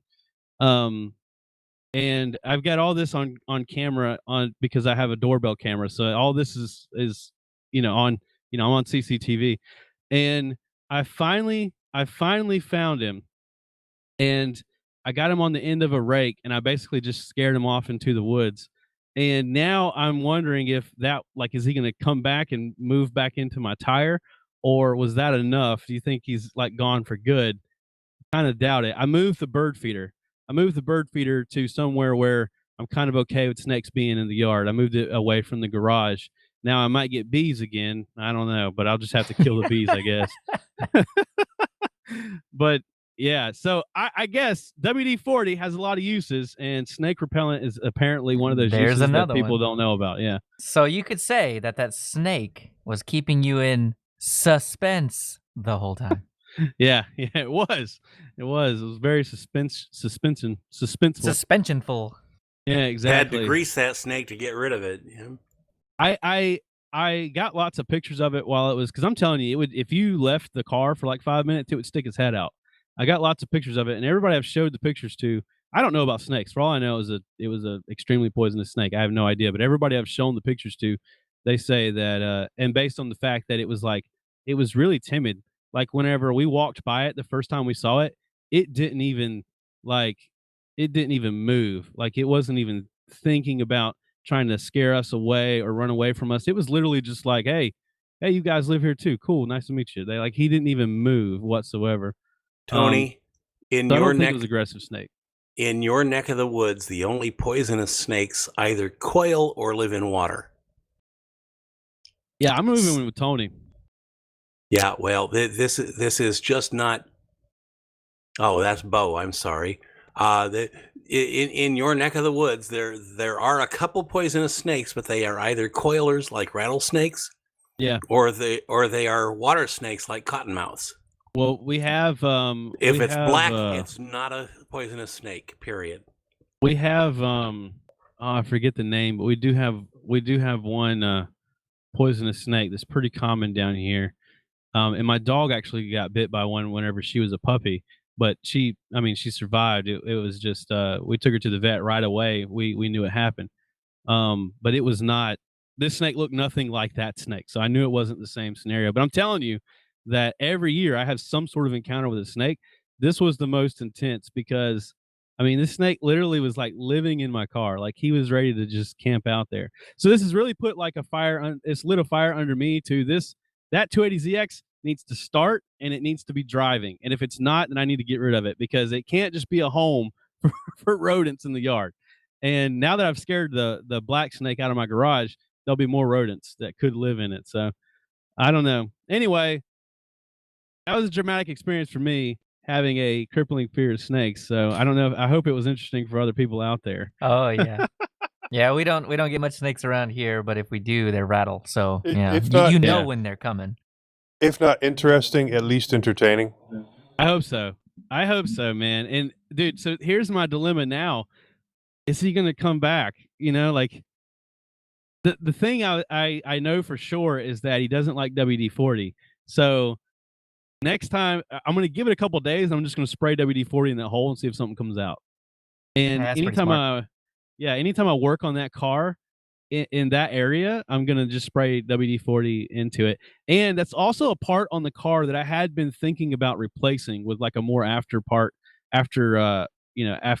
part. And I was telling my wife, I was not planning on doing that because it's a pain to. There's like a rod that goes through part of the suspension that you have to like heat up with a torch, but the aftermarket part doesn't have any holes in it where anything could live. So I think I'm going to replace it. Maybe it's just an excuse to do it. And I really wanted to, but yeah, at least the snake's got my wife on board. Oh, and my wife thinks the snake's dead. She has no idea that the snake is not dead. As far as she knows, it is dead. Right. Blame a poor defenseless snake on your spending more money. I got to find every excuse I can. But I will tell you real quick. I don't want to go too long because this first half of the show has gone a long time. I started DIY roasting coffee. The DIY coffee, basically, I'm using a popcorn popper, and it's just a regular popcorn popper. And I'm putting green unroasted coffee that I ordered off of Amazon. Yeah, I can only do about 3 to 4 ounces at a time. And you just put it in there and you basically just pop it and shake it every once in a while. You got to keep it moving more than you would popcorn. And after about 5 minutes, depending on how dark you want your roast to be, you listen for certain cracks and stuff to kind of know where it's at in the roast. And then, but pretty much everything past the first crack is usable. You just kind of have to get used to knowing, where you like it to be. And then, you store that away in something that you could seal it up in so that it can kind of gas for a couple of days. And then bada bing, bada boom, you got your own home roasted coffee. And it definitely, and I don't know what the hell I'm doing. So I'm sure that it's somebody that knows how to roast coffee and drinks fresh roasted and ground coffee can tell like a huge difference. But even with me not knowing what I'm doing, it's way different than store-bought coffee for sure. I've like heard that different better. yeah, like way better. Like it just to me, like I used to always hear people say that you could taste certain like notes and certain things in coffee, and to me, coffee just always tasted like coffee. And I love black coffee. I don't put anything in it, but I've never been the type of person that's like I can sip a cup of coffee and be like, oh, I can tell that this one has like a really chocolatey after like I've just never been able to do that. Yeah, I've never been able to do that. But I can drink the coffee that I've been making in my garage with the snake, and I can tell that it tastes different than the coffee I buy in the store. And I think that there's a website that I'm using where you can order unroasted coffee, and they have like sample packs. It's called Sweet Maria's, and they have sample packs, and they'll say on the pack like what you should the notes that you should kind of detect as you're drinking it. And so I think that you can kind of train yourself to look for those things as you drink it. And so I don't know. That's kind of this new hobby that I'm getting into. I'll talk more about it next week or after I know more. But in Linux related biweekly wanderings, Krita, the drawing program that I know it's my go-to if I'm using something, if I'm looking for a Photoshop replacement, I usually use GIMP. But if I'm looking for something that I also want to like draw on a drawing tablet, or a tablet, Krita is my go-to. I really like Krita a lot. I think it's the best one that is also available for Linux. And they just recently released an Android app version of it, like just within like last 5 days. And I tried it out today. I watched some videos on it, and then I actually downloaded it and tried it out today. It is in beta, and I would say right now it is very similar to the desktop version of the application. Maybe too much so. I think this is a really good opportunity for Android to have something like Krita, because Android has drawing apps, but they don't really compare to Procreate, which is what's used on the iPad. Yeah. And I use currently Autodesk Sketchbook, and it's probably I've heard some people talk about some other ones that are better, but it's my favorite of the Android available drawing applications. But on my desktop, I use Krita, and there's some really great tools and brushes and stuff that the Krita community has contributed, and I really think it's a really good program for the desktop. And I think that this is a really big opportunity for both Android and Krita, because if you watch any tablet drawing videos on YouTube where they're comparing different things, it always comes back to, oh yeah, the Galaxy Tab S6 is great, but it doesn't have the same software that the iPad has. So you got to spend twice as much and get yourself an iPad Pro. And if Krita really was as touch friendly and as tablet friendly, but still had all the, I don't want to say all, but most of the capabilities that Krita for the desktop has, it would be a huge competitor to something like Procreate. I think especially in our groups of friends, people that listen to podcasts like this, they would never want to buy an iPad, because Krita is a really good program. The problem that I felt like it had with the Android beta is it's not touch friendly. It's almost literally the exact same interface you get on your desktop. Only That's a lot of buttons. It's a ton of buttons. And you can do a full screen view of it. So when you first open the application, it has a bar on the top and the bottom, which takes up like a ton of space. And on a tablet, you can't give up that much space. That's one of the reasons I use Sketchbook, is because there's almost no buttons, there's almost no toolbars, but when you need them, you can get to them. In the Krita Android beta, you can disable those things and make them go away so that you have a full drawing space, but then you have to go through the menu to re-enable them when you actually need them. So I think what they should do, like my suggestion would be maybe tabs or something that you can get it out of your way when you don't need it, but then you can easily just hit it and slide that menu out whenever you do need it, because these things are important. Layers, your brushes, your color palette, that's the most important things, and they should be easily available. But I shouldn't, every time I set my palm down on the tablet, change my brush or change my layer. And that's kind of the problem it has right now, is that it sits exactly where the palm of your hand would sit if you're right-handed. And like I said, you can make it go away. And that's the way I made it usable, was I basically just, I just unchecked all the boxes. And then whenever I need it back, I have to go back in and recheck the boxes. Again, this just came out 5 days ago. It's completely in beta. But if by some bizarre chance there is anybody listening that has any connection to the Krita community, that would be my suggestion, is a way for those things to disappear, but then bring them back just at a quick like swipe or something like that.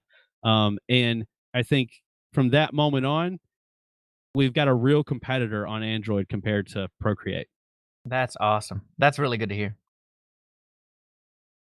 And that's really all I got. I think it's time for the news, Leo. All right. Let's see if we can't mosey on over there.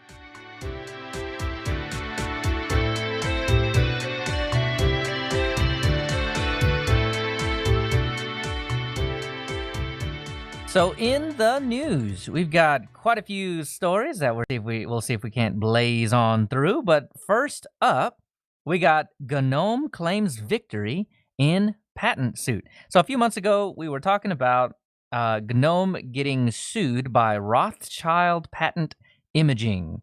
And I can't remember exactly which patent it was that they were claiming that GNOME had infringed upon. However, the end is here.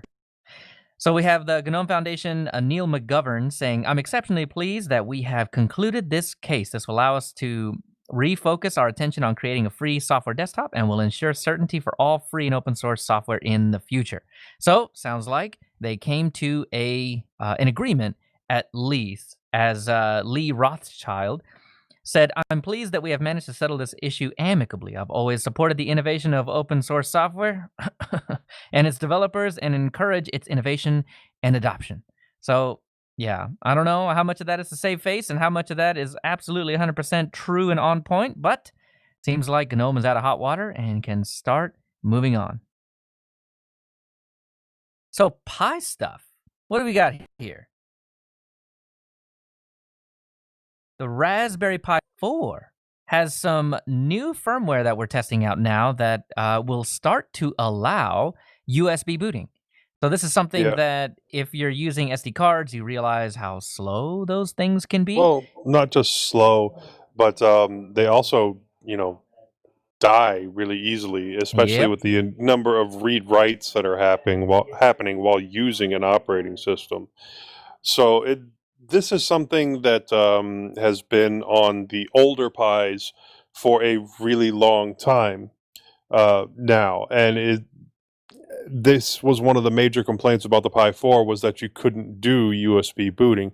There was a workaround where you could basically have the boot on the SD card and then have the entire operating system on an external. But this makes it so that everything is on the external. I don't think you even need an SD card put into the device after you've done this firmware fix. Yeah, because even if you can keep it awake, even a external 5400 RPM drive would probably still outperform most SD cards out there. Yeah. I've seen some of the benchmarks for running it from a external, and it does help in some instances. It will help load applications a little bit quicker, but a lot of it is still limited by the amount of just the processing power of the Pi and the network capabilities of the Pi. So. Well, awesome. This is much needed. The performance is going to be awesome, I think. I haven't given a shot yet, but I think with my new Pi 4, I think I should. We'll see what happens. So also in Pi News, we have the new Raspberry Pi 4 8 gigabyte. So if you guys remember back in the day, right when Raspberry Pi 4 originally launched, they launched with this pamphlet that said that we have a 1 gigabyte, a 2 gigabyte, a 4 gigabyte, and an 8 gigabyte of this thing. There was no 8 gigabyte version to be purchased. Well, it turns out they had come back with a statement that was like, no, that was a mistake. It was a printing mistake. We didn't actually mean 8 gigabytes. And then here recently they have a video where, turns out they've always been eyeballing the 8 gigabyte, but because of the fact that there are the RAM packages that were available to them at the time would not be compatible with the Raspberry Pi 4, they just shrugged it off and said, no plans. But now that there is an 8 gigabyte package that works with the Pi, there it is, 8 gigabytes. And I think that's launching at $75. So it's, what is that, $20 more, which is really not that bad. Coming from the 4 gigabyte version, that's not bad. It's a good price, but you are kind of edging into, the alternatives pricing there at $75. It's not quite Odroid XU4 pricing, but I think it's not Orange Pi. There's so many different variants. Banana Pi. Banana Pi. And the Rock Pros and all that. Yeah, some of the ones that already came with like 4 to 8 gigabytes of RAM and had faster processors, but you're getting into that price range. It's still cool. I don't think I'm going to pick one up just because I already have the 4 gigabyte model, and I don't think I max out the RAM on that very often. But Yeah. also something to mention there, they did drop the 1 gigabyte model.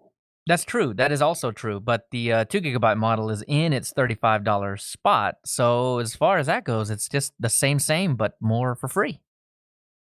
One of the other things to I guess note about this is that if you're running out of RAM, this is a pretty decent way to get yourself a little bit more and run a little bit better.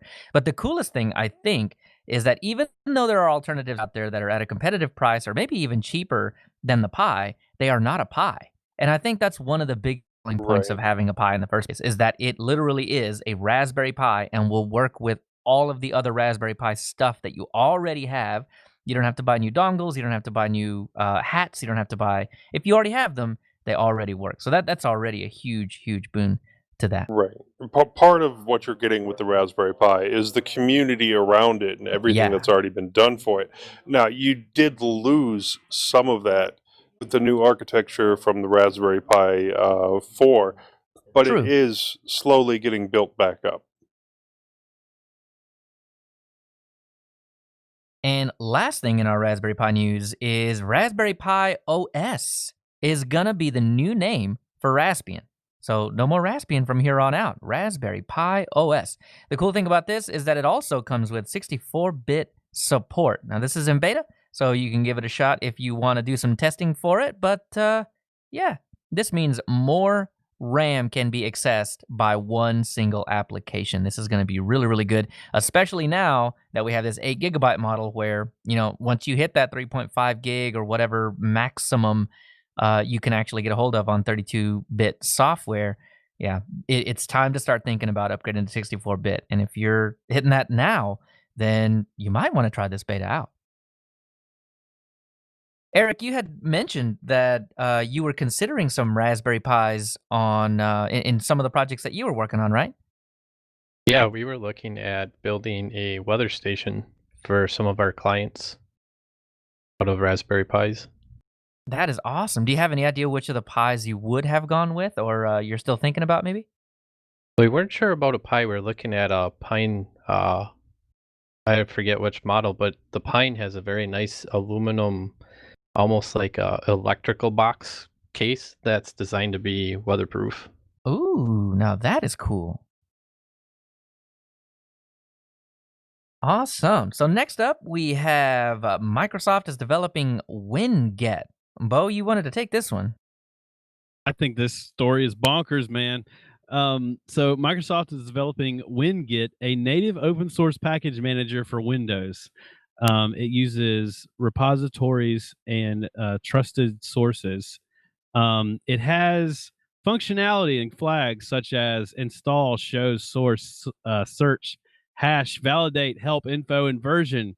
I'm just wondering, does any of this sound familiar to you guys? Does this sound like anything you've ever heard of before?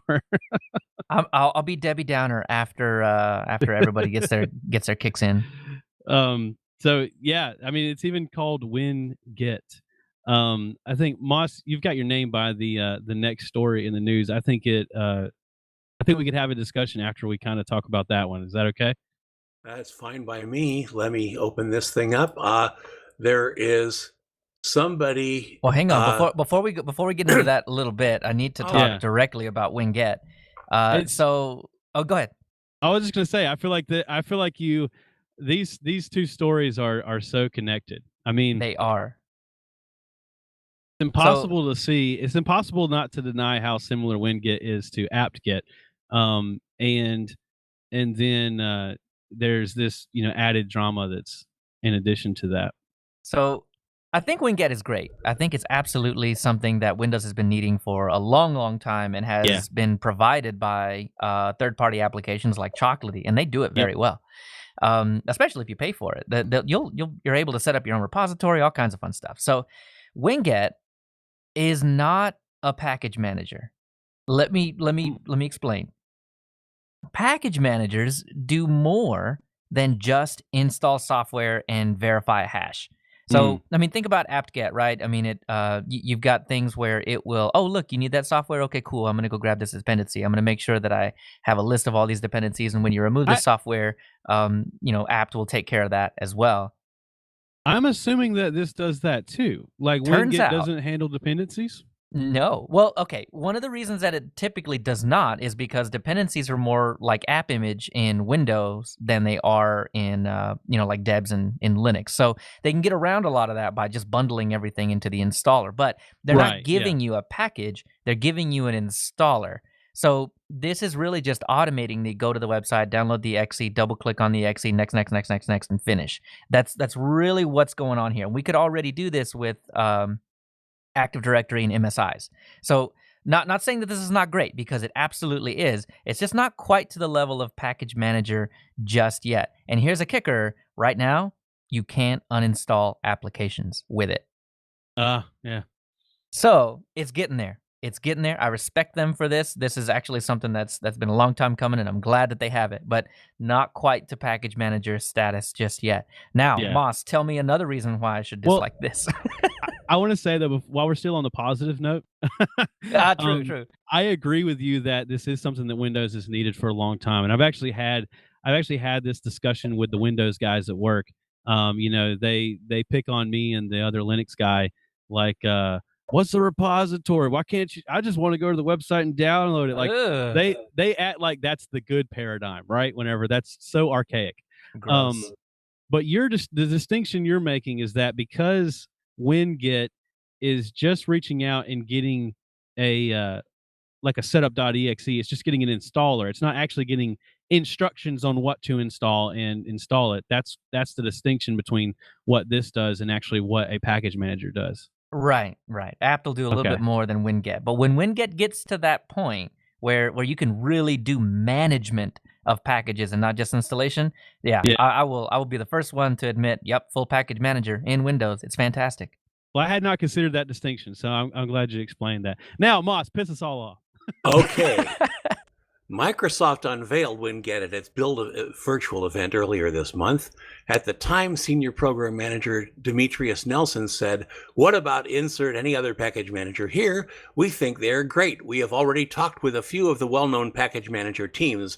Chocolatey has a vibrant community with a massive collection of applications and a rich history supporting both open source and enterprise customers. Scoop provides a convenient way to allow software to be installed without the UAC pop-ups. Ninite keeps an eye on updates for all the apps it installed. There are many others like apt-get, npacd, and the PowerShell-based OneGet package manager. apt-get gets a mention here, but only as a footnote. Kelvin Beggy's account gives a different perspective. He says he was approached in July 2019 by a, quote, high-level manager at Microsoft, end quote, from the Windows app deployment team. The manager thanked him for building apt-get and making, quote, life so much easier, end quote, for Windows developers, and asked to meet Beggy to, quote, get feedback on how we can make your life easier building apt-get, end quote. Beggy's based in Vancouver, Canada, not far from where Microsoft's home base is.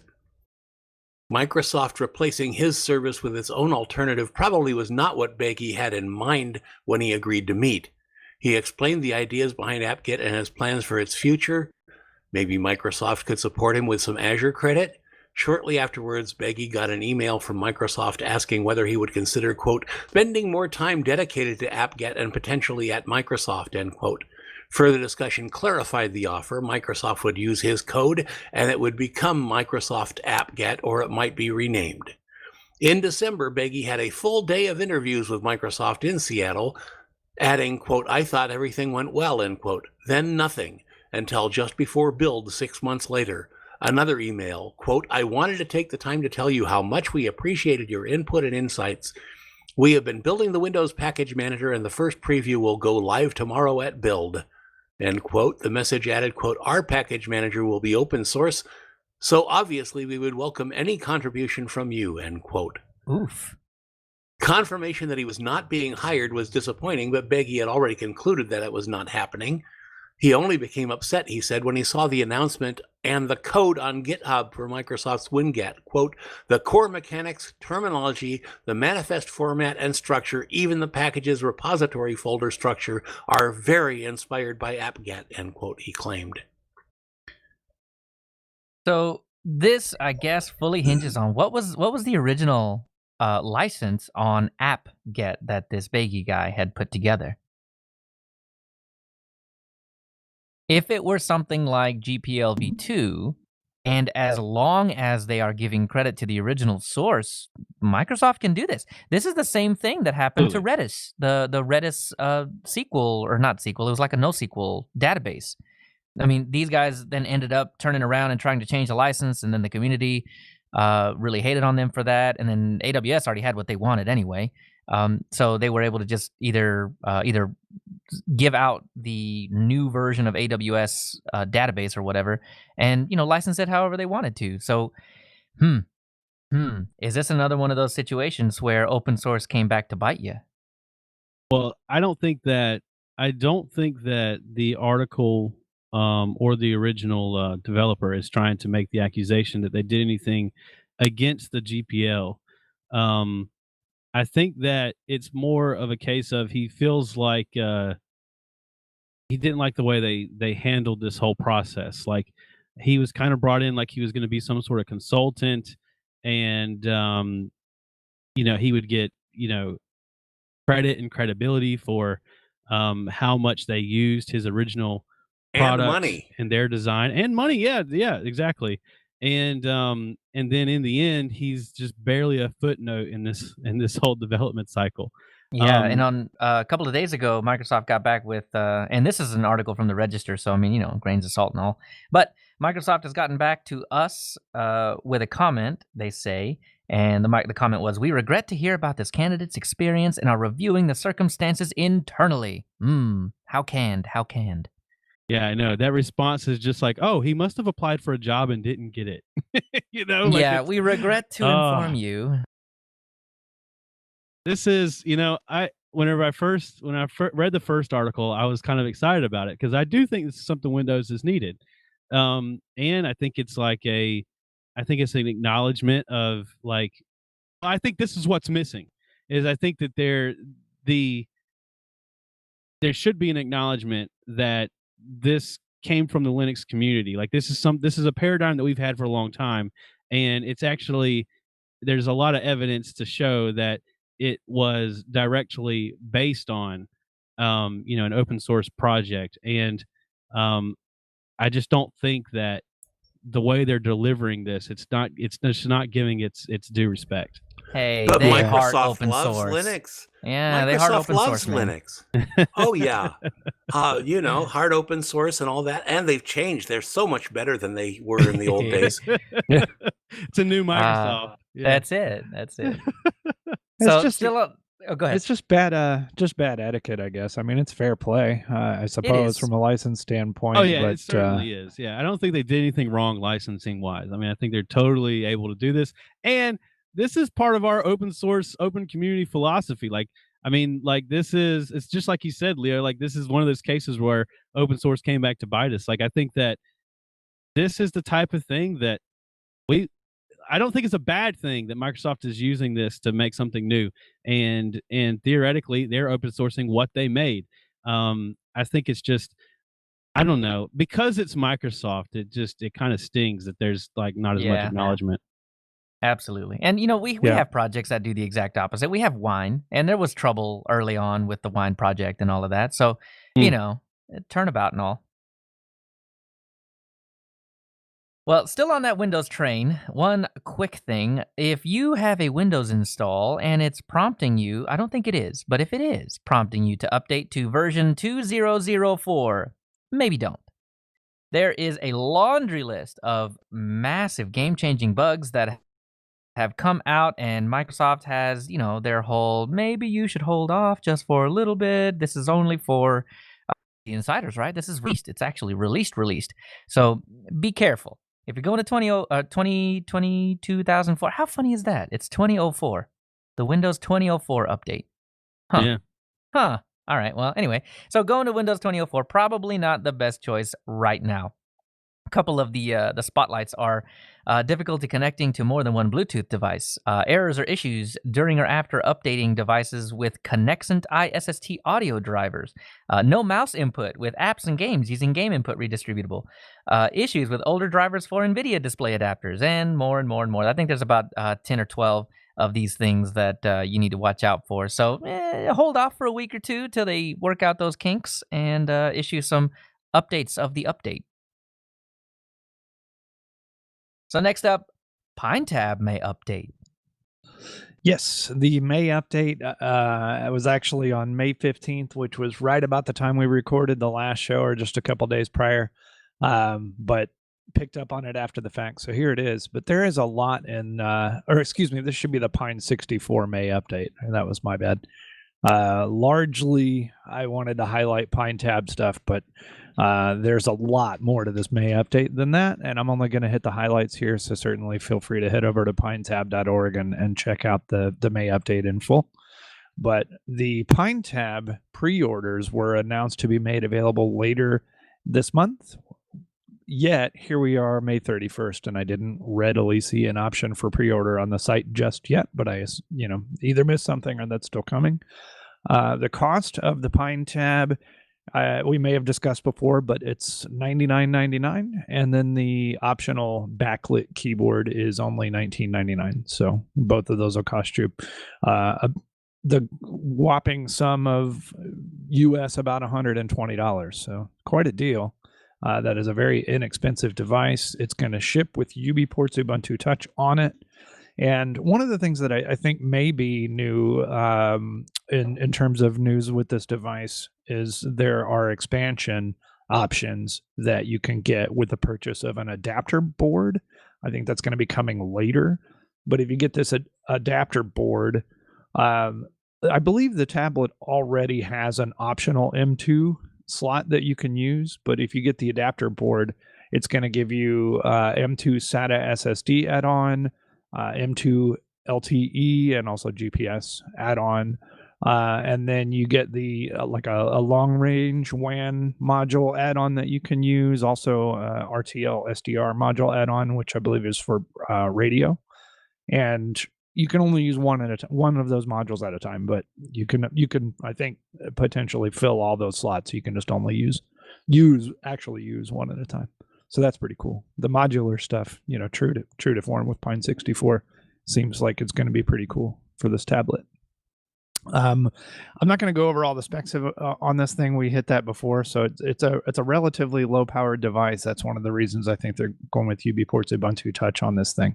But at $100, that seems quite reasonable, and I'm very, very interested in getting my hands on one of these. Me too. That'd be nice. Yeah. A couple other real quick things. Try to go short on these. Pine Phone has seen some advancements. OTA updates are now working for UBports, which is good. Sailfish OS and Nemo OS are also making some progress with the hardware. A couple things that'll be coming later in the year to the Pine Phone are wireless charging and a battery case. So that's pretty cool. Pinebook Pro, there has been somewhat of a delay with the shipping of the production units of the Pinebook Pro, but production units with Manjaro KDE Plasma should be shipped soon. I don't know if there was a date on that. Also, the original Pinebook will be returning soon to the Pine 64 store.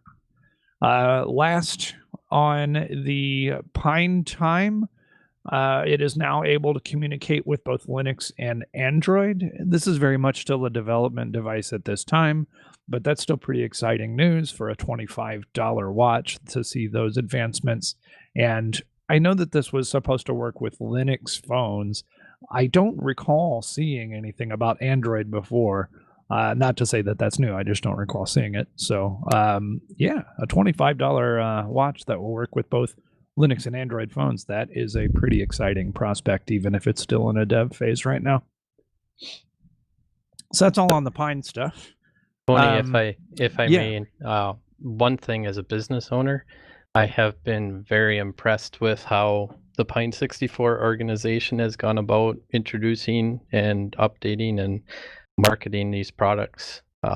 That's actually something that I put in my year predictions that I submitted to you guys. But just from a business ownership standpoint, I've been very impressed with their options. We're actually looking at some of these as they mature into incorporating particularly the tablet or the phone with that add-on adapter board for some of our Nice. survey equipment. Very cool. And now that you mention it, I do remember that in the predictions around the new year too. Cool. Audacity 2.4 has been released, so that is available, and some of the features that come along with that are multi-view, a new time toolbar, ability to mute and unmute all tracks. There is a keyboard scrubbing short keys I and U. There's a loudness normalization effect that's new, as well as a new noise gate effect. Those are going to be lifesavers for us, by the way. Yeah. And I think if you go to the in Linux Mint, the Flat Hub version of Audacity, that's how you can get this update. So that's not what I'm running at the moment. I'm using the other one, but this I believe is available for us if you get it right now. If you get it that way. And if you recall, up in my biweekly wanderings, I tried 2.4.1 and it wouldn't give me the waveform. So I had to go boot to something else. Huh. Okay. That may be something to test out. I haven't actually got my hands on it yet. All new Audacity 2.4 with new bugs. I'll have to see if that's the case for myself. I'm going to give it a whirl. The one thing I did get my hands on for Audacity, and I just threw this in here while we were talking Audacity, is there's a custom theme option that someone has created to give Audacity a flat, dark, modern look.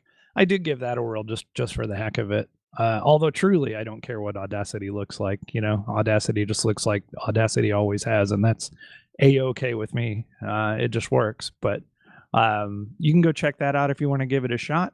There are built-in themes with Audacity already, including a dark mode that I had never played with until recently with this article. I started playing with that too. But this particular theme option, if you want to go to the trouble to configure it, it actually is darker than the stock Audacity dark mode and looks pretty cool. So you can check that out too. Nice. So researchers shove 44.2 terabits per second through existing fiber cable. Moss, what about this? Well, they use something called a microcomb to replace the standard lasers. The team, which consisted of researchers from Monash, Swinburne, and RMIT universities, achieved such a fast connection by using an optical device called a microcomb to replace a standard bunch of about 80 lasers found in modern telecom equipment. According to phys.org, a microcomb, quote, generates a very sharp and equidistant frequency lines in a tiny microphotonic chip, end quote. This specialized technology is compatible with existing fiber optic lines, which hopefully means that the internet's pipelines don't need to be overhauled in order to reach such fast speeds. Wow, that's awesome. It's pretty Yep. Okay, so how long till I get this at my house? Wait about 20 years. Oh, that's okay. Reasonable, and understandable. Do you have fiber now? I think we have. No, it's like fiber to the area or something like that. Yeah. Other thing I've got up here is Beaker Browser is on 1.0 beta. Has anyone besides me been playing with Beaker Browser?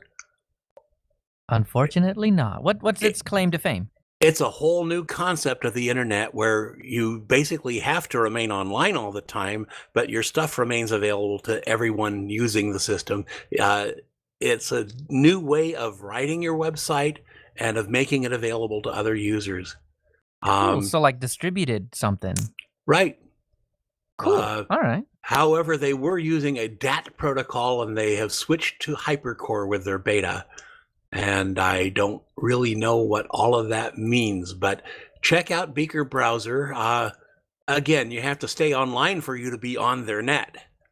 But other than that, let's see. One of the most significant changes to Beaker is the introduction of a new protocol. Up to now, Beaker has used the DAT protocol. Beta 1.0 replaces DAT with hypercore. One of the components is Hyperdrive version 10, which was released the same day as Beaker. Hyperdrive is a POSIX-like file system implementation written in Node.js that is designed to be a storage layer for fast, scalable, and secure peer-to-peer applications. Cool. Like BitTorrent, Hyperdrive can be used to share a large collection of files. However, unlike BitTorrent, the contents can be modified.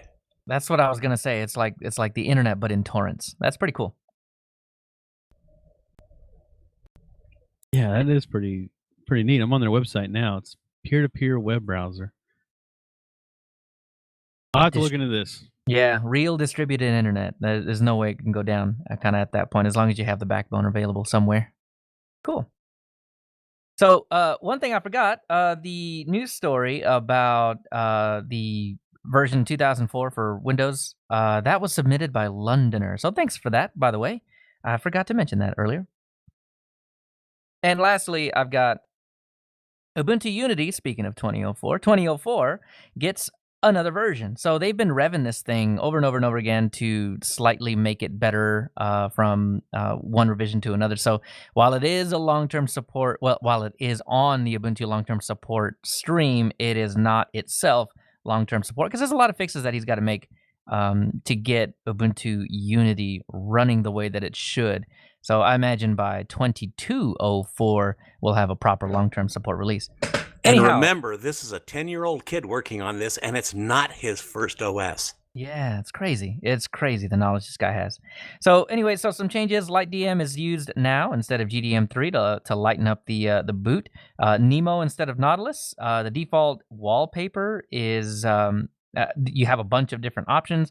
A new launcher icon, and the name has been changed from Unubuntu, I'm guessing, to Ubuntu Unity. That way, yeah, it's proper, like all the other ones that didn't get in early on and have a cool name like X Ubuntu or Xubuntu, right?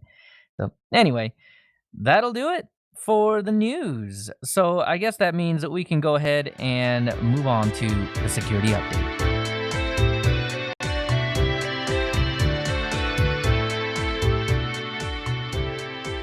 So in this security update, GitLab runs phishing tests on employees with a 20% failure rate.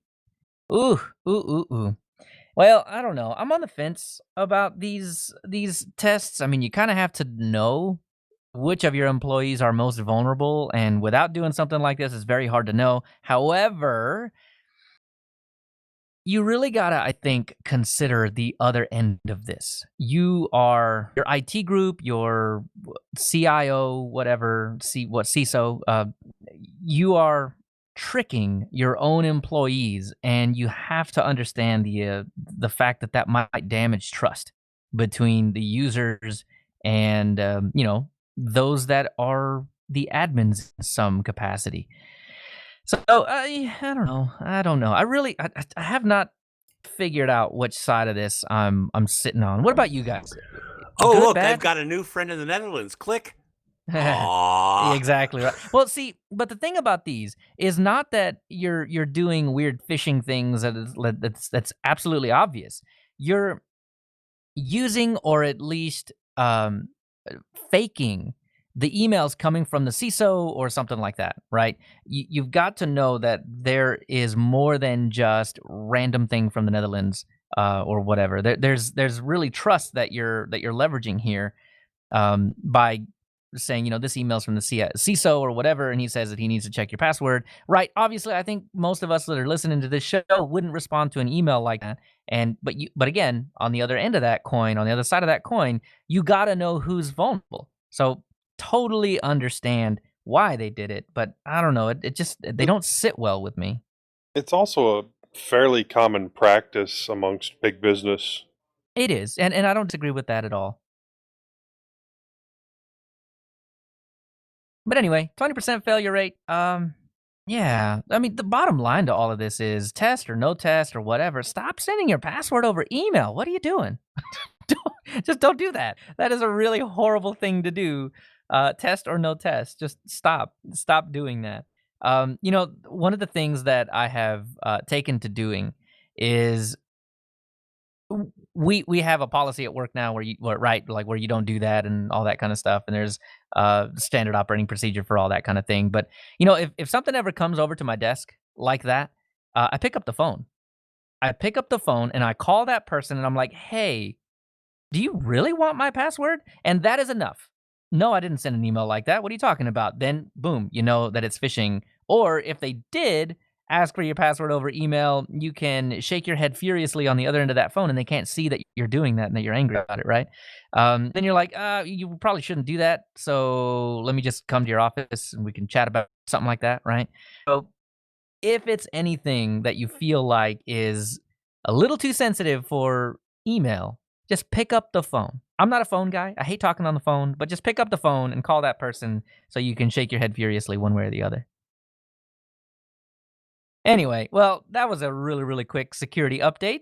So, yeah.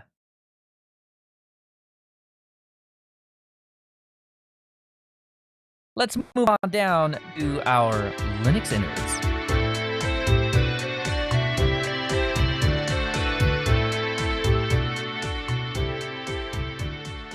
So in this Linux innards, we've had Eric waiting the whole time, throwing out an opinion here and there, but now it's time to shine the light on Eric himself.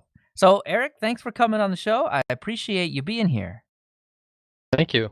I've been excited to be on with you guys and just realized that was a quick 2 hours. Oh, yeah. So you have hit the patent pending mintCast short show. Oh man. See, this is what happens when everybody gets on the show at the same time, I think. So let's just get straight into the questions. What was your first experience with Linux? When was that? So I've always looked at non-Microsoft operating systems. Back growing up, we had the Apple IIe's with the big floppies. And then my parents had a Macintosh and multiple Macintoshes when I was young. So I didn't actually get to see Linux until I went to college. And we had Sun Microsystems computers that ran Solaris in the computer lab at college. So I didn't even know what I was using at the time, except for it wasn't Windows. And we had to use Star Office, which was probably where I noticed it the most. And then later in college, my roommate, he was a computer science major, and he was playing with what was Red Hat at the time. And he's like, hey, come look at this. This is really exciting. And so I was watching him do whatever he was doing. And he said, look, I can even change the speed of my CPU fan. And I said, nope, that's it. That is not for me. Too deep.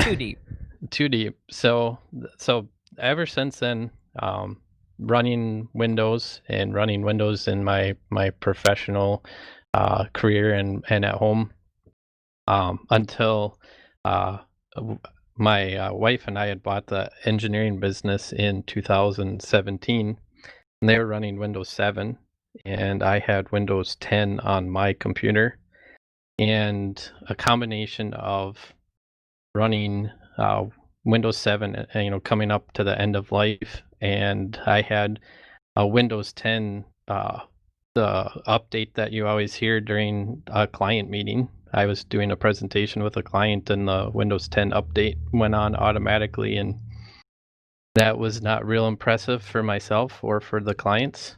And so we started looking at what was billed as a Windows 7 replacement in early 2019.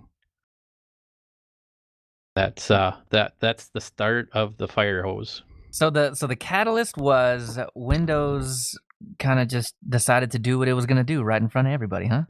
Correct. Yep. Oh man, see, and we talk about that every now and then. How Windows will just do the updates for you, and Yeah, wow. Well, it's good to meet someone that just got hit in the face with one of those things, and not in a good way, absolutely not. But just, man, man, Windows. Well, that's And what turned there me was over to Mint. there was not any one particular thing that made us want to switch from Windows, but there were paper cuts, and Right. it was the stack of one more stack on the camel's back, and finally it broke.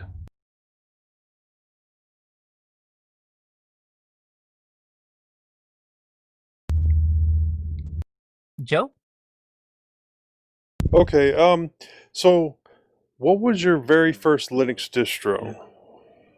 The very first Linux distro that we tried was Zorn OS, and that was the first thing that we found. My wife actually found it, and we both own the business. I do the engineering, and my wife is the office manager, and we both kind of handle the IT. And she goes, "Here, this is, I don't know what this is, but it says it's a Windows 7 replacement." So we checked it out, and we downloaded all the Rufus to make a ISO, and getting into the BIOS and trying to figure out how to do this. And opened up Zorn. I'm like, hey, this is pretty cool. It installed in like 10 minutes. Like, wow, this is neat. And played with it for a little bit. Realized it wasn't really for us. But we liked what we saw once we figured out that it was Linux and going through Linux. So we went then on the distro search, and we looked at Ubuntu and the different particular flavors, particularly Mate. Looked at Elementary, and then looked at Mint. And once we tried Mint out, we said, this is it. This is the one that we're going to use. This works. So Elementary is put together very, very well. What was the reasoning for going with Mint over Elementary? I think with Elementary, well, particularly for Mint, is with the Cinnamon desktop, the Windows 7-ish operating system, or interface, I should say. And Elementary was probably a little too Mac-like for us and for our employees. It is put together very nice, though. Yeah, it definitely is. So familiarity, I guess, with the desktop paradigm is really what kind of ticked it over. Yep. And particularly, so our staff ranges from 24 to 72. And so wow. We have a pretty good range, and not everyone is super technically inclined. They're all technical staff with being on an engineering company, but not all of them have that technical skills with the computer. So trying to get something that was familiar to them was very high on our list of operating systems. Definitely. They're really good with a hammer, but not so good with a wrench, huh? That kind of idea. Exactly.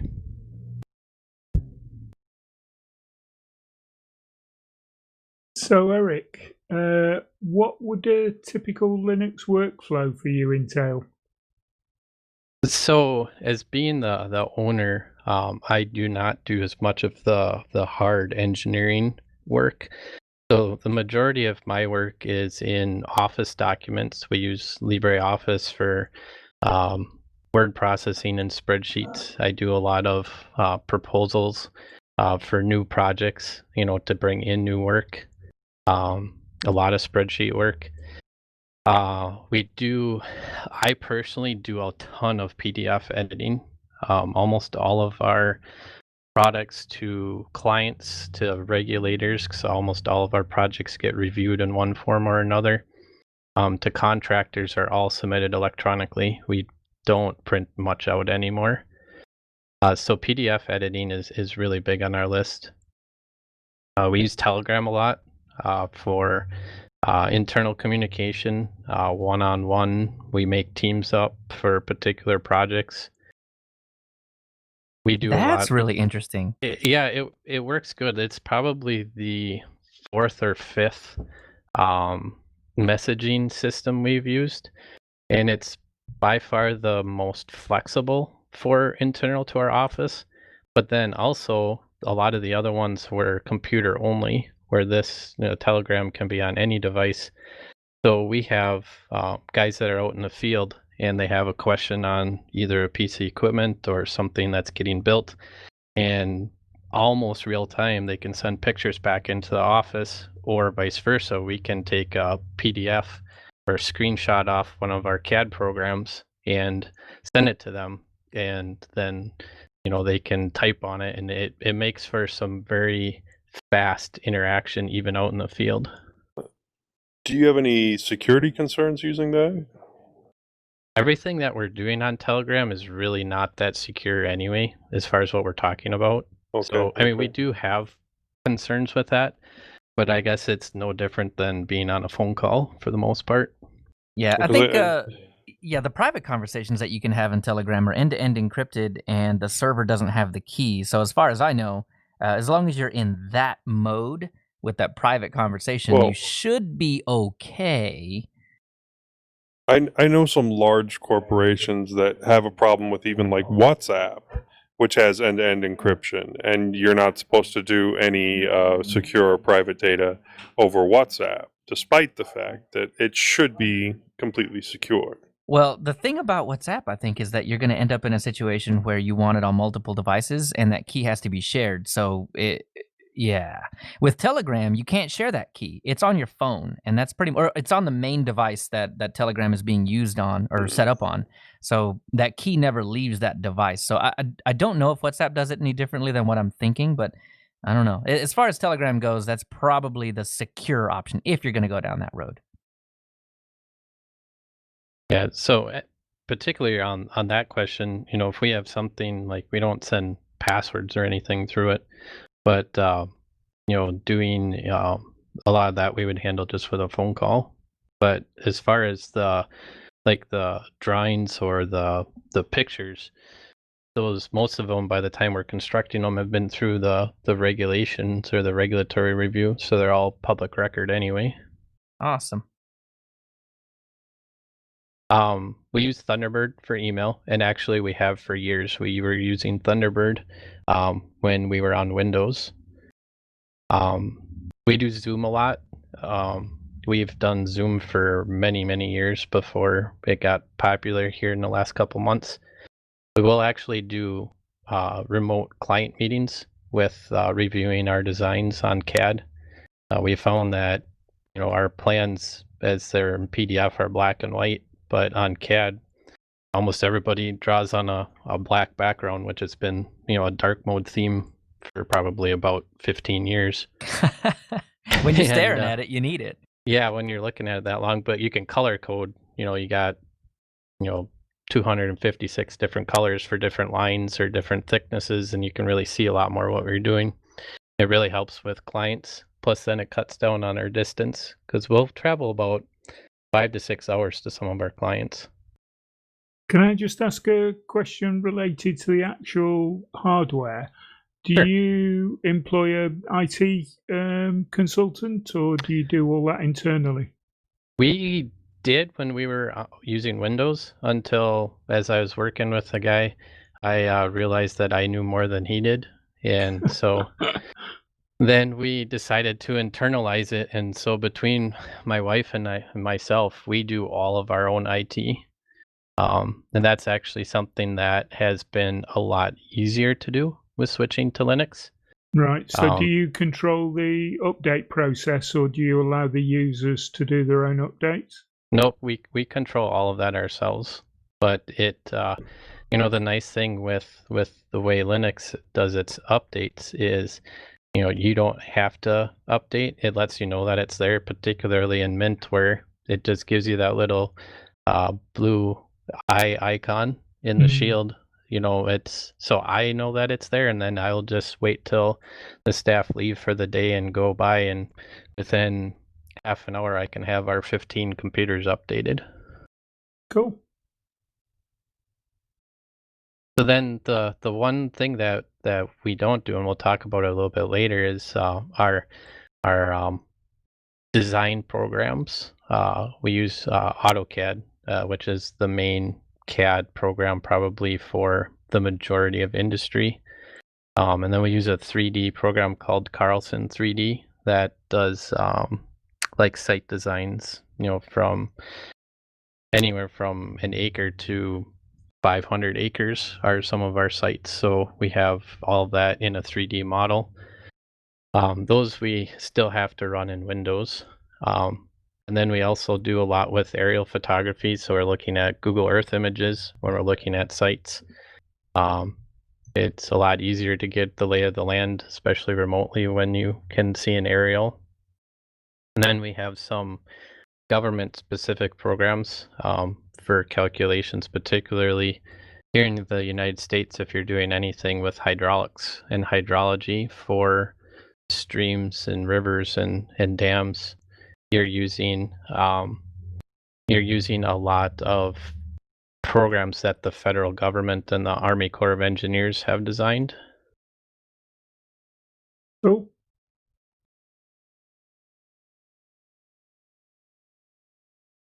So Well, you- tell us oh. more about your engineering setup and why did you pick Linux Mint?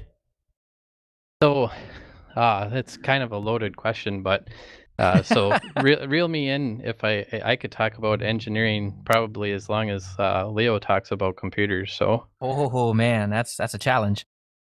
So my wife and I bought our engineering business from her father, so my father-in-law, and we have a civil and environmental engineering business that employs 10 people. We're located in western Wisconsin, so we're about 100 miles east of Minneapolis, St. Paul. But in Wisconsin, we travel all over the, western Great Lakes region in the United States. We do agricultural engineering, so we work on farms anywhere from 30 dairy cows up to 8,000 dairy cows. And we do some hog farms, we do some poultry farms, we do some fish farms, and we're actually working on some fur-bearing farms that are somewhat common in Wisconsin. We do particularly, we emphasize on contaminated storage, so manure storage, and then contaminated runoff off of like the feed that they would feed the animals, because that's nutrient rich. We also do solid waste, so landfills and recycling. That's particularly my background, and so we'll work on landfills that are pretty small, couple acres, all the way the ones that are about 20 to 30 acres worth of garbage, and that's all over, particularly in Wisconsin. We also do erosion control and small dams, so some work on surface waters. We'll design dams that hold back 1 to 2 acres of water up to, I think our largest dam holds back about 200 acres of water, and they're about 5 to 6 feet tall, all the way up to about 25 feet tall. And then we also do some site design for commercial buildings when they come into town and need a stormwater design. We kind of have this core, 4 main cores that we work on, and then the 10 of us, we all kind of have our specialty, and within that, and then I kind of help everyone as being the owner. Wow, so your company really has a hand in a lot of the things that just about everybody in every area, in every corner of the U.S. or really any country that they need. Correct. I often tell people that if we do our job right, you will never notice what we do. Oh man, and that's a blessing and a curse now, isn't it? It is, because I am particularly involved with the solid waste group, and they've done a very good job in this part of the country at being out of sight, out of mind, and very functional. But then when there are concerns, as long as the garbage goes away at the end of the, when you put it on the driveway at the end of the day or in the morning, that it goes away, everybody's happy. Exactly. Unsung heroes. Well, I'm glad we're singing your praises now. So then to pick back up, why did you pick Linux Mint? Well, I alluded to it earlier, and our staff ranges from 24, 25, all the way up to 72 with my father-in-law. And we needed something other than Windows 10 because we were on Windows 7. Windows 7 was working well as it can. CAD works well in Windows 7. It does not work well in Windows 10. There are many published issues. And then I had my Windows 10 update in front of the client, and basically between my wife and myself, we said, what are we going to do? And so we started looking in 2019, with Windows 7 coming up in January 2020. We gave ourselves plenty of time. And we looked into the different Linux OSs, and I had, just that little bit of background from in college with it.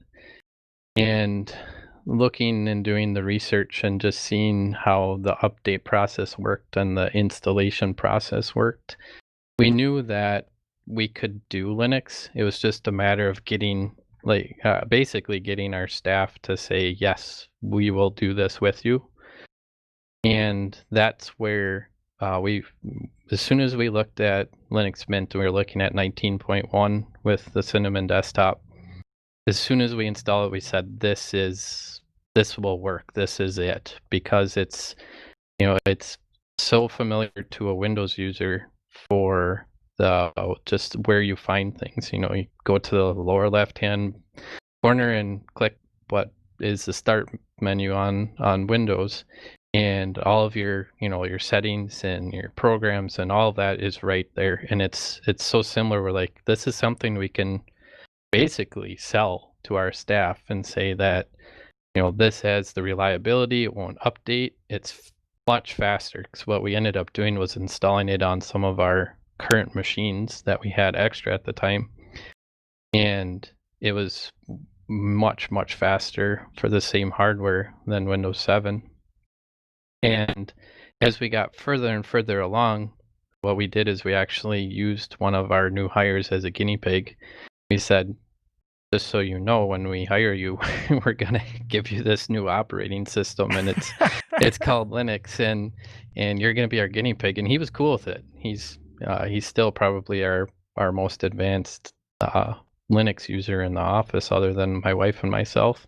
Yeah, you throw him to the wolves, they sink or swim, and Yep. Sounds like he swims. Yeah, he did a good job swimming, and he actually taught me some stuff as he Wow. was going around, and particularly like with the window management. And so we got it to a point where we had it on different hardware, and we had it on desktops, laptops. I even had it on a 2-in-1 Lenovo super tablet, kind of like a Microsoft Surface. And it worked. The touchscreen worked on that, and everything worked. The Wi-Fi worked. The printers came on automatically. And then we had no downtime once we had it, even with the updates. You don't have to restart up after an update. It was rock solid, reliable, and it was familiar for new users. And we said, this is gonna work. We're gonna make this work. Man, can't get much of a better testimonial than that right there, huh?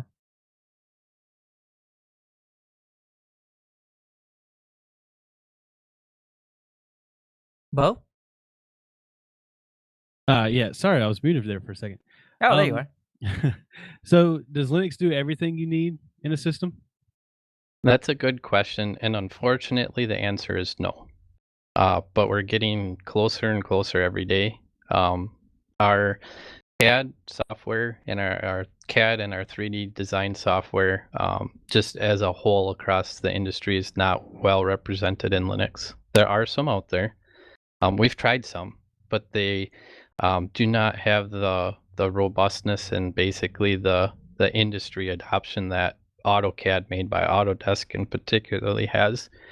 I'd say that probably 90 to 95% of industry uses particularly AutoCAD, and they are not interested. We've talked to them about putting out a Linux version and porting it, and it's not going to happen, at least what they told us. So we're stuck running it in a VM with Windows 7.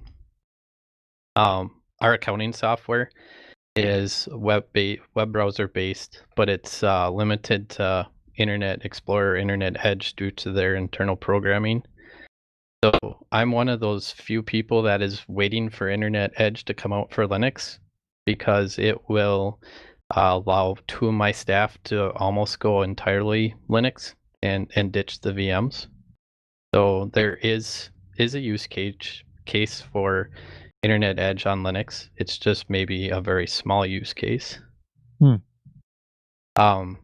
But for a more traditional business, minus the very specific design technical software, I think you would get very, very close, if not 100% able to run on Linux, particularly if you're sticking to Office type documents or invoicing, or even like a database, for maybe some of your inventory management. I think you could definitely do it 100% on Linux.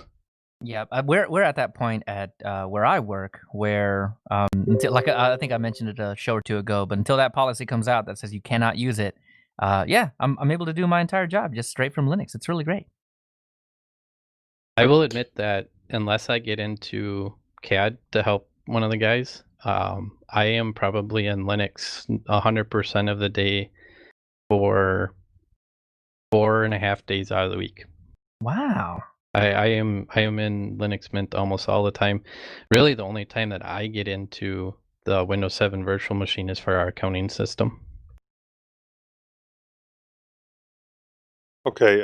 Well, my next question is, do you do any Linux gaming? So this is an easy answer, and no, I don't. I don't have much free time outside of both the business and my family. I have a young family, so I really don't have free time to devote to games. Okay. Yeah, young family here too, and yeah, if I do want to play some games, I gotta find spots to squeeze it in. So I definitely feel your pain there. The joys of having teenagers. Yeah. One day. Do you contribute back to the community? So not entirely, but I do. I'm active on the mintCast Telegram group. I think I've actually probably talked to all of you on the podcast on the Telegram group. I do post every now and then on the Mint forum. I did have one laptop that we had a misbehaving Wi-Fi card, and I was able to use the Mint forums to get it fixed, but it wouldn't stick after I rebooted. So I went back and forth with some of the people on the forums to get it to work for good. And that's an amazing resource. That's another reason why we switched to Mint, or decided upon Mint, was the community resources out there. I have done some beta testing when LMD4 came out, and I didn't find anything to report, but I did take a look at it. And I've looked at some of the Ubuntu 20.04 releases when those were in beta. But the one thing that I will mention, and this is something that neither my wife or I expected when we got into Linux, was the Linux community as a whole is just amazing. It's awesome. I can't. I've gotten so much help from being the IT, and one thing we did find out, because we live in a smaller community, is that if you look for IT help, and I've talked to quite a few people about that I know are in the IT industry or system admins, and I say that we're looking at using Linux, they said, CentOS? And I go, True that, yeah. No, not on the server, on the desktop. And they just kind of look at me with their eyes crossed. And these are some people that I know that are particularly in Linux. And so, we've had to reach out to the community when we get stuck on something. And I know I've talked to you guys on Telegram, and some of the Telegram group has been able to get me unstuck on other things. But we've actually talked to somebody from the Code Weavers team, which is the Wine crossover. development, or the company behind it. And we're very close on getting our 3D design software to run through Wine or Crossover. And we were getting some hangups, and we were talking to 2 or 3 of their developers. And actually, we started talking to the president of the company, and he was trying to help us out, which is just amazing. We've reached out to a couple other people. I know I lost my note-taking program from my start menu, and Alan Pope helped me get a Snap installed because I didn't even know I had there's a Snap for that program. So just, that's the one thing that we did not expect, was the willingness for the community to help and reach out. And there's no question that's a dumb question, because if you're not going to ask it, there's probably 10 other people that have that same question. Yeah, that's one of the things that I get a feel for in the Linux community as well. Everything is so grassroots, and everybody is so the majority of people are so welcoming to new users, to people that are having issues, questions, things like that. And I don't know, I for one anyway, like to do that kind of thing, just to troubleshoot here or there, make it work, and you're good. So Eric, moving on from that, and I will agree with you, the community is awesome. But is there any pieces of Linux or open source software other than a browser that you couldn't live without? So I know I talked to you guys about this yesterday, and particularly for Linux software and not open source, would be Master PDF. And Master PDF is a competitor to Adobe Acrobat, and we do so much work in PDF for our final product that's the program that allows us to redline on PDF or do markups on plans through a digital format as opposed to printing it out and scanning it. It's the program that I can use to put my signature on documents securely and not look like a computer put it there. I really do enjoy that program, and it's very close to Adobe Acrobat. It's not 100%, but it's actually better than Adobe in a couple spots, in a couple of the tools.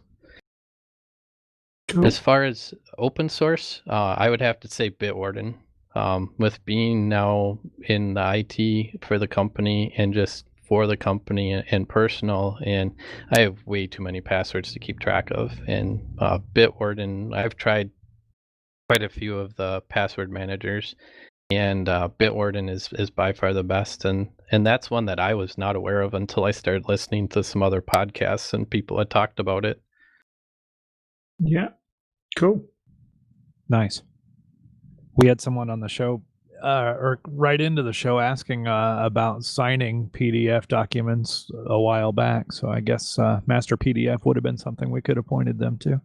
Actually, I do remember that, and I that was it's a challenge on PDFs. They make it a challenge on purpose, but Master PDF is the way that I got that to work. And it looks nice too. It's hard to tell even that it's not your actual signature, that it's electronic. Awesome. Eric, you were talking a little bit earlier about your experience with LibreOffice being positive, and that if you're just working in Office primarily, that going Linux 100% is probably not a problem. But to dig into that a little deeper, how has your experience been in LibreOffice overall? Have you encountered any issues with compatibility with the Microsoft Office suite? And I guess another part I would add to that is, if you have encountered issues, are there any workarounds that you would want to share? Sure. So we have, both I and my staff has really liked using LibreOffice. One of the things that we did realize very early on is that not all the fonts come through from the Microsoft Office. Particularly the one font we were using almost exclusively was Calibre, and that's a Microsoft-owned font. And so we actually found an open source alternative to it that I shared with the Telegram group, because we actually had the same conversation on Telegram, and that is Carlito. And I actually think it looks better, but most people can't tell the difference. So that was one of the things we found early on, is that not all of the fonts transfer, although they usually have a functionality that it works. LibreOffice actually is more flexible internally to the programming of the either Writer or Calc or Impress, which is the PowerPoint equivalent. There's a lot more flexibility within the programming of how the documents are set up, how they appear, the formatting. It may actually be a detriment to LibreOffice because you can change things in multiple spots and they don't always do the same thing. You'll get some of the functionality, but you may have to go somewhere else within the setup to change it, like for a whole document. Where, for instance, we had one where the table of contents we wanted Roman numerals, and then the body of the document we wanted just numbers, and we couldn't get it fixed. Well, here it was a setting that was someplace else within the document, and once we got that fixed, then it worked perfectly. We just made a policy within the office that we still save all of our documents in Microsoft Office extensions, so a DocX or XLX or XLSX, just for compatibility with people outside the office. It makes for a lot less seamless, and people don't understand what a ODT or a ODC or ODS file format is. And again, you get people looking at you with crossed eyes. One thing that we did notice is that if you have documents that come from Microsoft Office that have automatic numbering in it, and then you put it into LibreOffice, some of it gets very awkward, I guess. You're almost better off to start over with a new template if you're going to have something with a numbering system in it, kind of like headers in a report. The biggest issue that we have with incompatibility is in the Calc program or the spreadsheet program, and those are for macros. And those, if you are familiar with more complicated spreadsheets, macros are some of the, I think it's Visual Basic programming that Microsoft Office uses in the back end to like make buttons or to make some automatic calculation or make things look a certain way. And the federal government in the US really likes to use macros. They use them on almost all their spreadsheets that they have for basically design manuals or design calculators that they offer. And so I've tried, Moss pointed me to SoftMaker and their Office suite, and that did not work. And I tried some of the other ones like WPS. I can't even think of all of them, but I bet you there were 4 of them that I tried, and none of them offer the macro support, basically because it's a Microsoft Office only.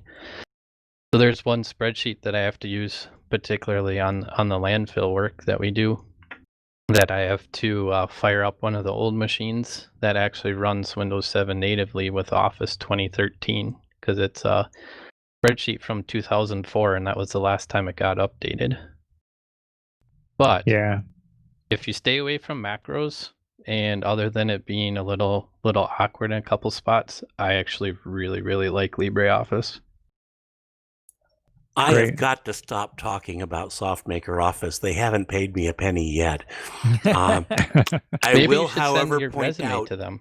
I will, however, point out that they have a public beta now of SoftMaker Office 2021. So they skipped 2020 altogether. They've got the beta out for 2021. And I think LibreOffice has some better macro support coming out. I think in the not the stable one, they call it still, I think.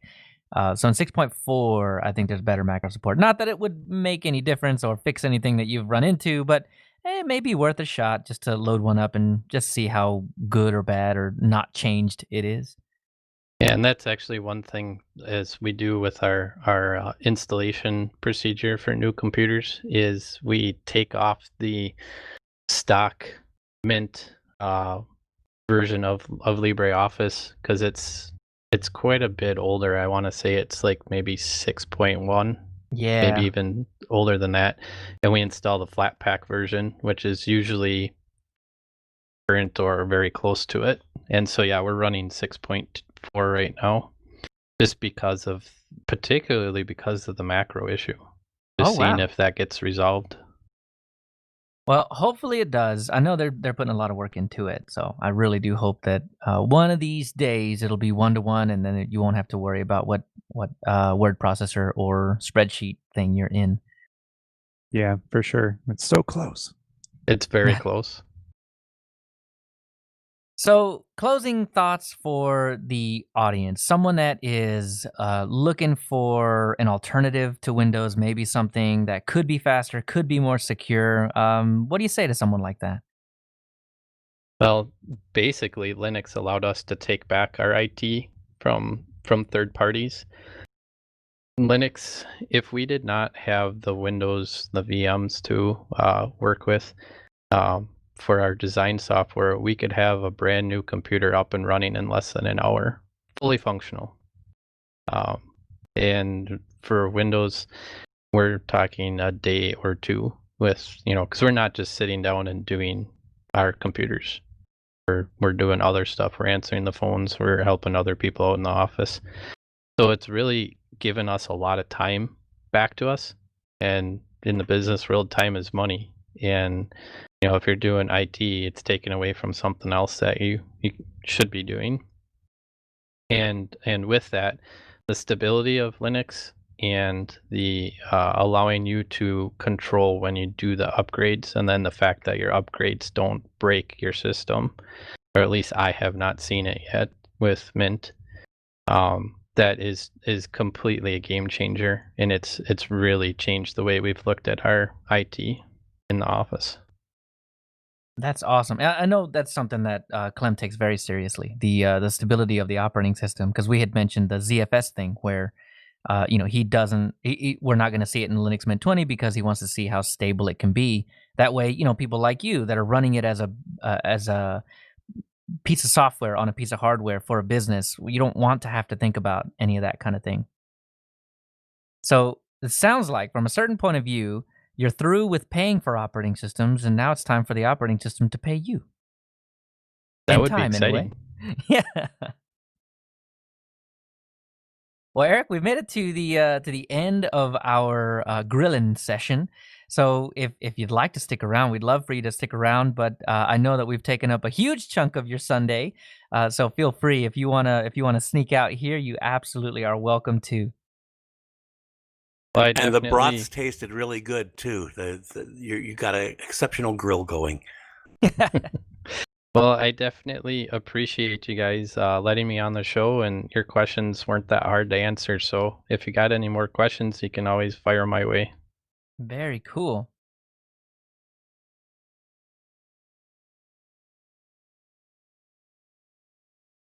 All right. Well, that'll be the end of our innard section, where we're about done asking these questions to Eric. Again, thank you, Eric, for coming on the show. But for now, I think we will make our way down to Vibrations from the Ether.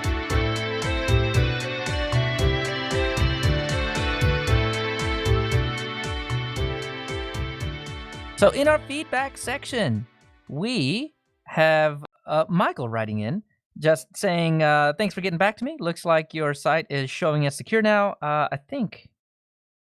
Yeah. Anyway, he's got a few video tutorial series that are done on Linux Mint. Before that, there's a lot on the Windows system, but all are about free software. My LibreOffice base video tutorial series is by far the most watched tutorial series.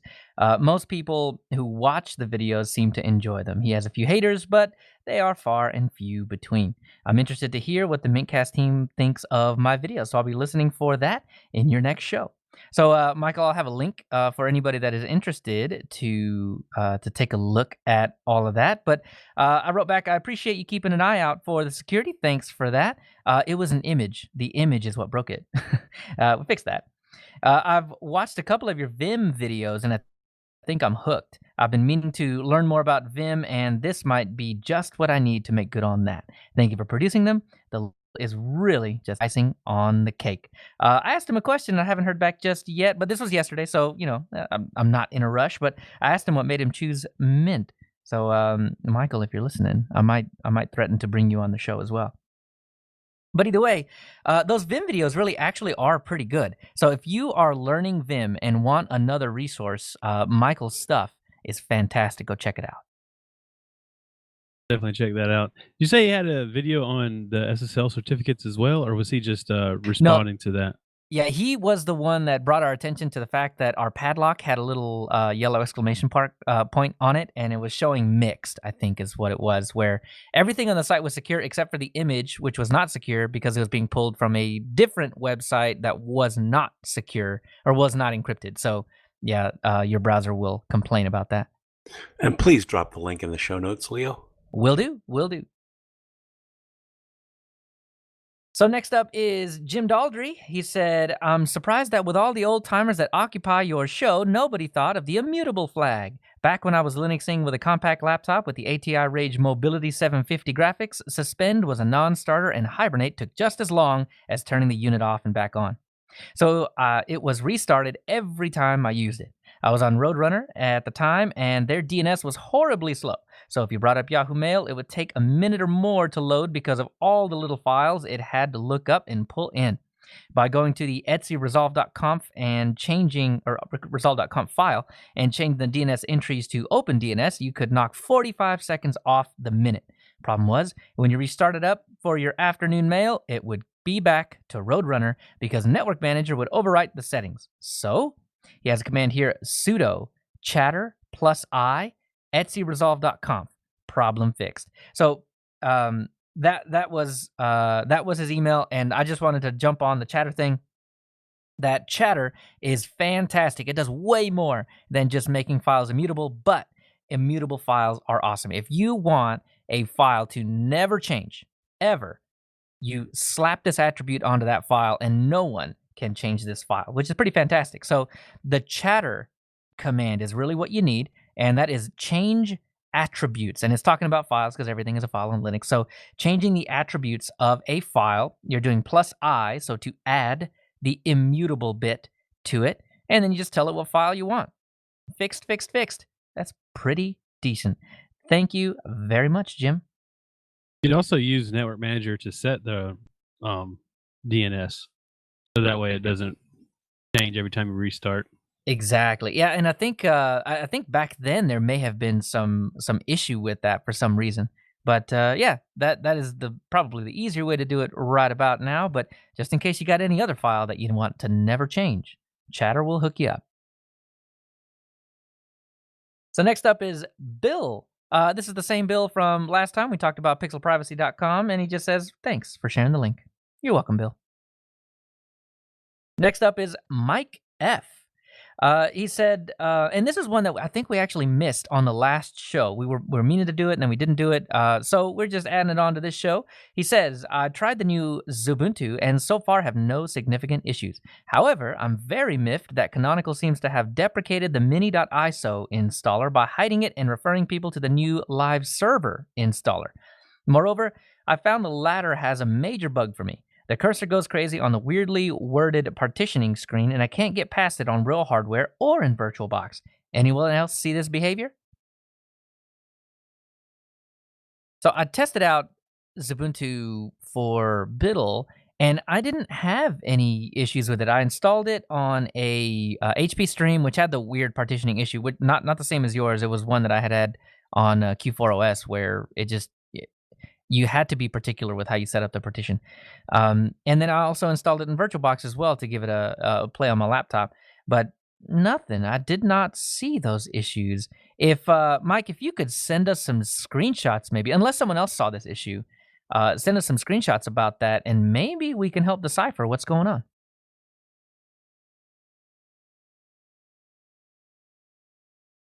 So next up is the John Wallace Saga. And this is actually kind of the capstone of a lot of these. It seems like a lot of things have pretty much wrapped up. So I'm going to be a little sad that we may not have John Wallace Saga material for the next show, but it'll be okay one way or the other. But John, if you're listening, more Saga. I'd appreciate it. Anyway, he says, I'd appreciate it if you could assist regarding the following. My wife's 19.3 Cinnamon build has inexplicably lost Wi-Fi access. He says network connection shows both Ethernet and Wi-Fi, but network applet shows just wired and network proxy. Clicking on the plus button does not give an option for adding Wi-Fi. Just to let you know, I got my wife's Wi-Fi issue resolved today. So actually, those are two separate emails. So he sent me the email before, and he had fixed it before I had gotten back to him. So he mentions an It's Foss article, Moss, there you go. It's Moss article. And he's got the link below, so that'll be in the show notes. But he's got about 3 different ways in that particular article to fix whatever ails you in Wi-Fi. I think he goes down so far as to compile the B43 wireless drivers. So just in case you're running into Wi-Fi issues, you have a Broadcom card, this is how you're going to fix it. And I actually had to go through this entire situation before on a different laptop that I had. So this is spot on.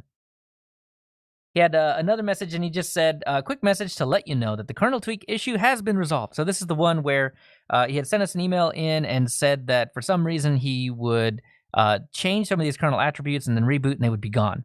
So the way that he resolved this was to add the Martians entries in the Etsy UFW syscontrol.conf file. So this is that same file that we were talking about last episode, but he added them into a different file. I've got the he submitted in the head portion, the first 7 lines of one of these files, and that is where I actually had the right pointer in there. That's where the information was. So anyway, thanks, John, for all the information and kind of closing the loop on a lot of those things. Feel free to send more in. I love it. Leo, while we're talking about Wi-Fi, I was mentioning earlier on I was having problems with Wi-Fi when I was suspended in Kubuntu earlier on. Right. I've just thought of something that might work that I've used in the past when Wi-Fi's suddenly gone off, and that's if you've got a hardware switch for your Wi-Fi device, if you switch that off and then re-switch it on, then the OS finds the Wi-Fi device again. Ah, true. Sometimes that works. I wonder if you could get away with, and it's a bit of a hacky thing, but I wonder if you could get away with writing a script that would basically unload the driver using modprobe and then reloading the driver using modprobe, if that would work. Now that's just gone right over my head. We talked about I'm modprobe talking like about a a little switch on the side of the computer that you go Yeah. click, click. You're right. Absolutely. You guys So, ever look- use? Oh, go ahead. Had you ever used Indy's wrapper? Oh my, yeah. Oh, yeah, I it didn't was like It it, was but like I an did. old. Yeah, it was like a long time ago. I remember having to use it on Fedora for some sort of Wi-Fi problem, but I don't know that it's useful anymore. But it used to be so that you could like use Windows drivers on Linux or something like Yeah. that. Yeah. That's exactly what it was. You could literally go to the Windows website and download the zip that contained the INF file and all the other stuff. And yeah, Indy's wrapper would literally install it. Yeah, I wonder if it's still. I guess it's not applicable anymore to current Windows drivers, or because I haven't heard anybody talk about it in a long time. Yeah, outside of a couple of Realtek and a couple of Broadcom cards, we've got pretty good Wi-Fi support in Linux now. So, but I think Indy's wrapper does still exist and can still be used if you need it. If you have that one specific card that just won't work any other way. Just use a dongle and call it a day. Also true. All right. Well, that does it for our feedback. So we'll head on into Check This Out.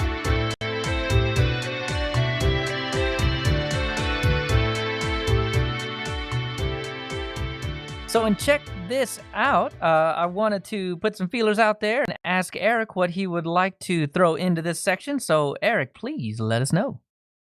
So these were some programs that I use all the time that were close seconds and thirds for the question before in the interview. Standard Notes. I use Standard Notes all the time. It's encrypted locally, encrypted on your computer. But it allows for multiple platforms. So I have it on my tablet and my phone and my computer. And I put everything into it, from research on projects to shopping lists to Linux commands that I have to look up all the time. So I actually have one that just says Linux commands, and put it in there, and I actually have it launch when I start up the computer, and so it's always right there. So those are available, or that's available as an app image, and also a snap, and that's that program that I lost the app image in the menu, so I was able to get a snap installed. Yeah, we were talking about standard notes yesterday, and I am also a big fan of standard notes, and we kind of ended up on standard notes in the same way, moving from Evernote to Simple Note to Standard Note.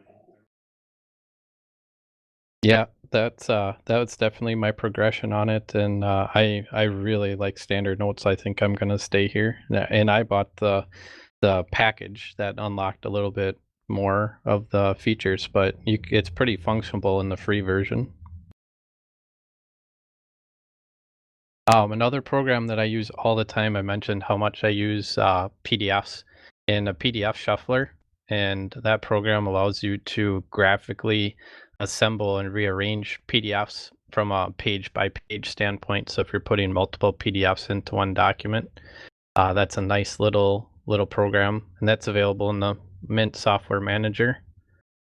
And then one program that I could not live without is grsync. So it's a GUI interface for rsync, and that's how I run all my backups for the business on. And it really helps if you don't necessarily understand the flags that that you have to type into the rsync command, because it'll actually do that for you.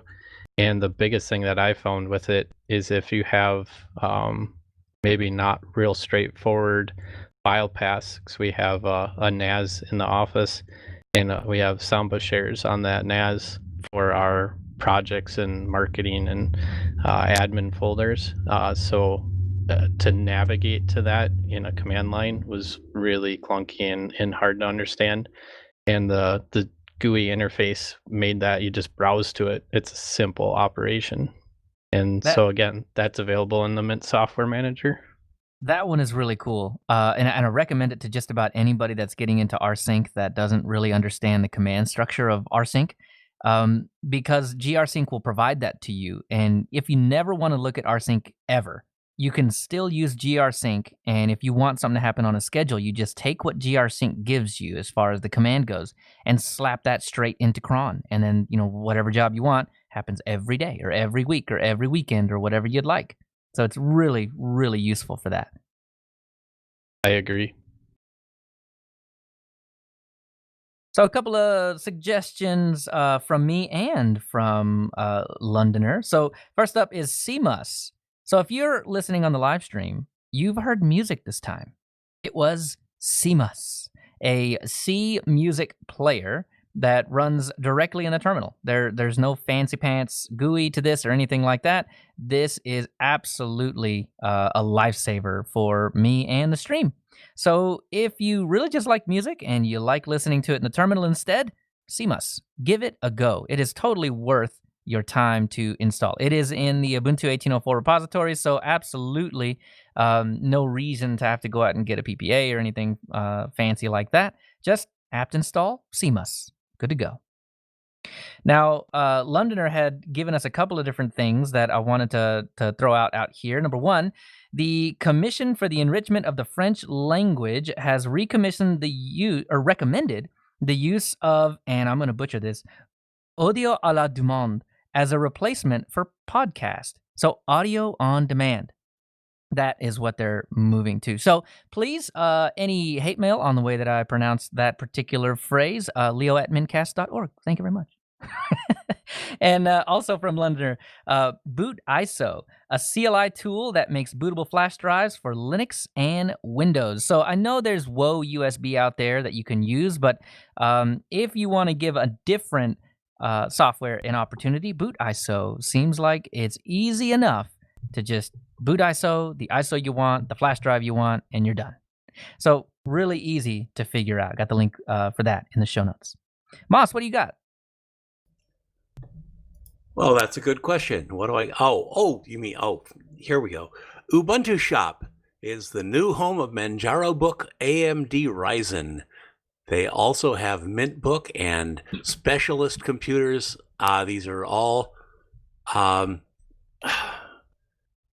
made specific to your distro. And I'm not talking very well today. I'm sorry. Even though the name of the company is Ubuntu Shop, it is not a canonical company. I missed the real Ubuntu Shop. I need a backpack. Yeah, well, but still, you can get a Linux marked computer. You know, got a super key. Yeah. True. I just feel like if I say it enough, Canonical will eventually hear me and just send me the backpack. Right. Sure. Also, I've got it's FOSS, a new beginner's guide to using Nano. And a lot of us new users probably want to go through that. It's simple to use, but if you're not getting something, it's FOSS will help you out. And the last thing I have is a program called Free File Sync, which I also got through its FOSS. There is an article linked in the show notes. It's an open source tool that can help you back up your data to a different location. The different location can be an external USB disk, Google Drive, or any of your cloud storage locations using SFTP or FTP connections. So go check out It's FOSS, and you'll always learn something. What you got, Joe? Well, I did want to put in a link here for MPG123 music player. It is a command line music player. It doesn't have the command line interface like CMUS does, so I think it would be a little bit better for automating things using the command line. And I know I had mentioned it earlier, and that's why I wanted to have the link here. And then I also just to give people an idea on some of the small form factor devices that I was thinking about building for my server. I have two different small form factor YouTube videos. One of them is from Linus Tech Tips, and I don't remember the channel on the other one. It's ETA Prime. And then I also put in another YouTube link for the definitive Cosmere reading guide, which covers most, but not all, of Brandon Sanderson's series of books, various series of books. Just something to check out to get an idea on what's going on there. Tony Hughes, what do you have? I just switched my audio off then.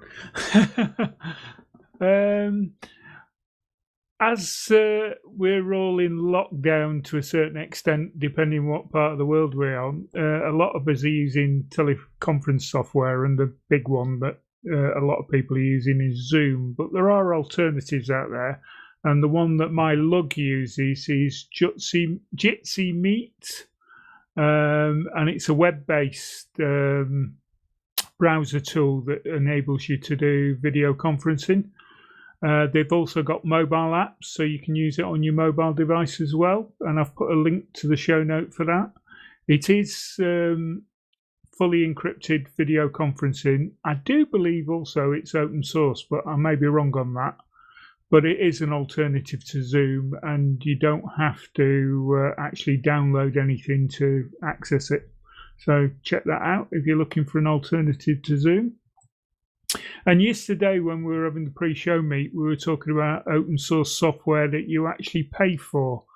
And there's one that I used to use quite a lot before it went over to a paid model, and that's Parted Magic. You can still get the 2013 ISO for free, but after the end of 2013, they went over to a paid for model. So the latest ISO, which I think is 2000 at the end of 2019, you can get for $11. And once you've got it, you can burn it to CD or a USB stick as many times as you want, because it's open source software, and they quite openly say that you can install it as many times as you want to as many machines as you want. If you do want security and feature updates, you can do a 12-month subscription, and that'll cost you $39. But again, once you've got the ISO for each of the updates, I suppose you could share them as well. So that's me. Has anyone else got anything before we move on? Sounds like that's it. Cool. All right. Well, one announcement, which is our next episode will be at 2 p.m. Central U.S. time, 7 p.m. UTC, June 14th, 2020. That's 8 p.m. British Summer Time. As far as I know, we should have Dale Miracle and Joe. Who was the other? Dan Washko. All right. We should have a couple of guests on the next show. Talk about some, was it pies? What are we talking about? I don't even remember now. Window managers. Oh, that's right. That's right. I'm testing i3 now. Fun times. All right. Well, to wrap it up, I just wanted to ask, Eric, is there anything that you wanted to shout out on the show? Well, I just, again, appreciate the opportunity to be on the show and have you guys ask me how we run our business on Linux, and let people know that it's not that scary to do it and jump right in. The water's fine. So Awesome. you can find me on our company website, Oak Ridge Engineering. So www.oakridgeeng.com, and use the contact us, or you can find me on the mintCast Telegram channel. Awesome. If there's ever a time where I meet someone that says, I'm curious if I can run my company on Linux, I'm going to point them to this podcast. Thank you so much, Eric, for being on the show. I really do appreciate all the information that you gave us and everybody listening. Thank you. Joe, what about you? Well, you can catch me on a couple other podcasts. I'm on the Linux Link Tech Show with Dan Washko. You can catch that at www.tllts.org, or you can catch me on the Linux Lugcast, which is www.linuxlugcast.com, or you can find me on MeWe, or you can send me a message directly, jb@mintcast.org. If you want to send some hardware for me to work on and me to come back and tell you about it, just message me, jb@mintcast.org, and we'll work something out. Bo? What about you? Yeah, just undercastnetwork.com is where I post the podcasts that I do, and I actually have some friends of mine that are doing some podcasts that we're going to start posting on there too. So there should be some updates on that website coming soon. We had someone ask about the Wellington show that you do. Is that still going on? Oh yeah, it's going good too. Every episode seems to lead to another episode, so it's working out pretty good. I've got 3 guests that I've got to email back and line up a time, but it's going really good. Awesome. Moss, what about you? Well, you can find me at Triad Bardic College, on Peaceful Hippo. I have other blogs at linuxquestions.org and dreamwith.org. You can find me on MeWe. My music is on Bandcamp and on lbry.tv as @mossmusic. You can write me, moss@mintcast.org, distrohoppersdigest@gmail.com, and I have a Sponsus. All those links are in the show notes. And Tony Hughes. Yep, you can find me on HPR. I'm host ID 338. I do an occasional blog, which I probably should stop plugging this because I haven't done it for ages, but it's tony-hughes.blogspot.com. I'm on Twitter, TonyH1212. You can get me at the Distro Hoppers Gmail address, distrohoppers@gmail.com, or th@mintcast.org. And Tony Watts. You can get me at tw@mintcast.org. You can check out Echoes of Savages, the band of which I am part, on all the social media and YouTube and all that stuff. And facebook.com/Tony Watts Music. You can find some of my solo acoustic stuff there. Cool. And Josh isn't here this time, but you can get him at josh@mintcast.org, josh@edublocks.org, bitcast, and at all_about_code on Twitter. As for me, leochavez.org and at leochavez on Twitter, and you can get your 5-minute news digest at Full Circle Weekly News. But before we leave, we want to make sure to acknowledge some of the people who make mintCast possible. Again, Eric Leitz for being on the show, Hobstar for his work on the new logo, Josh for all his work on the website, Hacker Public Radio for the Mumble server we use as a backup, Bytemark Hosting for hosting mintcast.org and our Mumble server, archive.org for hosting all of our audio files, and of course, the Linux Mint development team for the fine distro we love to talk about every fortnight. Thanks, Clem. Thanks, Clem. Thanks, Clem. Thank you. And Co. Wow, that was a marathon. Yeah, 3 hours and 20 minutes. I'm stopping the recording because I definitely got to get off this. The family's starting to get antsy about trying to keep the noise down. Yeah. Well, I'm just happy I could The show help with notes the for this marathon. episode are at mintcast.org. Seriously, Eric, thank You you can send us again. email You'd at mentioned your young family. mintcast@mintcast.org. Sorry to keep you for so long away You from can them, find but more I'm so information glad about that you're Linux here. Mint at Very interesting. It was fun to You can see follow what you both guys do, mintcast how you and prep, Linux all the Mint work on that goes Twitter into it, at and mintcast yeah, and if at you Linux find _mint. someone that needs to Thanks or to Mark wants to run their Glassman, business on Linux, send them my way because podcastthemes.com for our it theme actually music. has been a And lot thanks easier for than I listening thought to would be. this episode Can of someone send Eric the link to the audio folder for uploading the audio? I was Will just do. going to ask how you guys do the rest of this. There we go. I had actually played the outro music too, by the way, and then we were all talking over it, so I just stopped it. It was probably right in the middle of Rob's part too. Oh, yeah. Well, I'd forgotten about that because you can't hear Yep. it. All right, so let me go. Do we have Hold a on. folder? Yes. If Yeah, we do. Okay. There you and go. Then, It's in the perfect. mumble.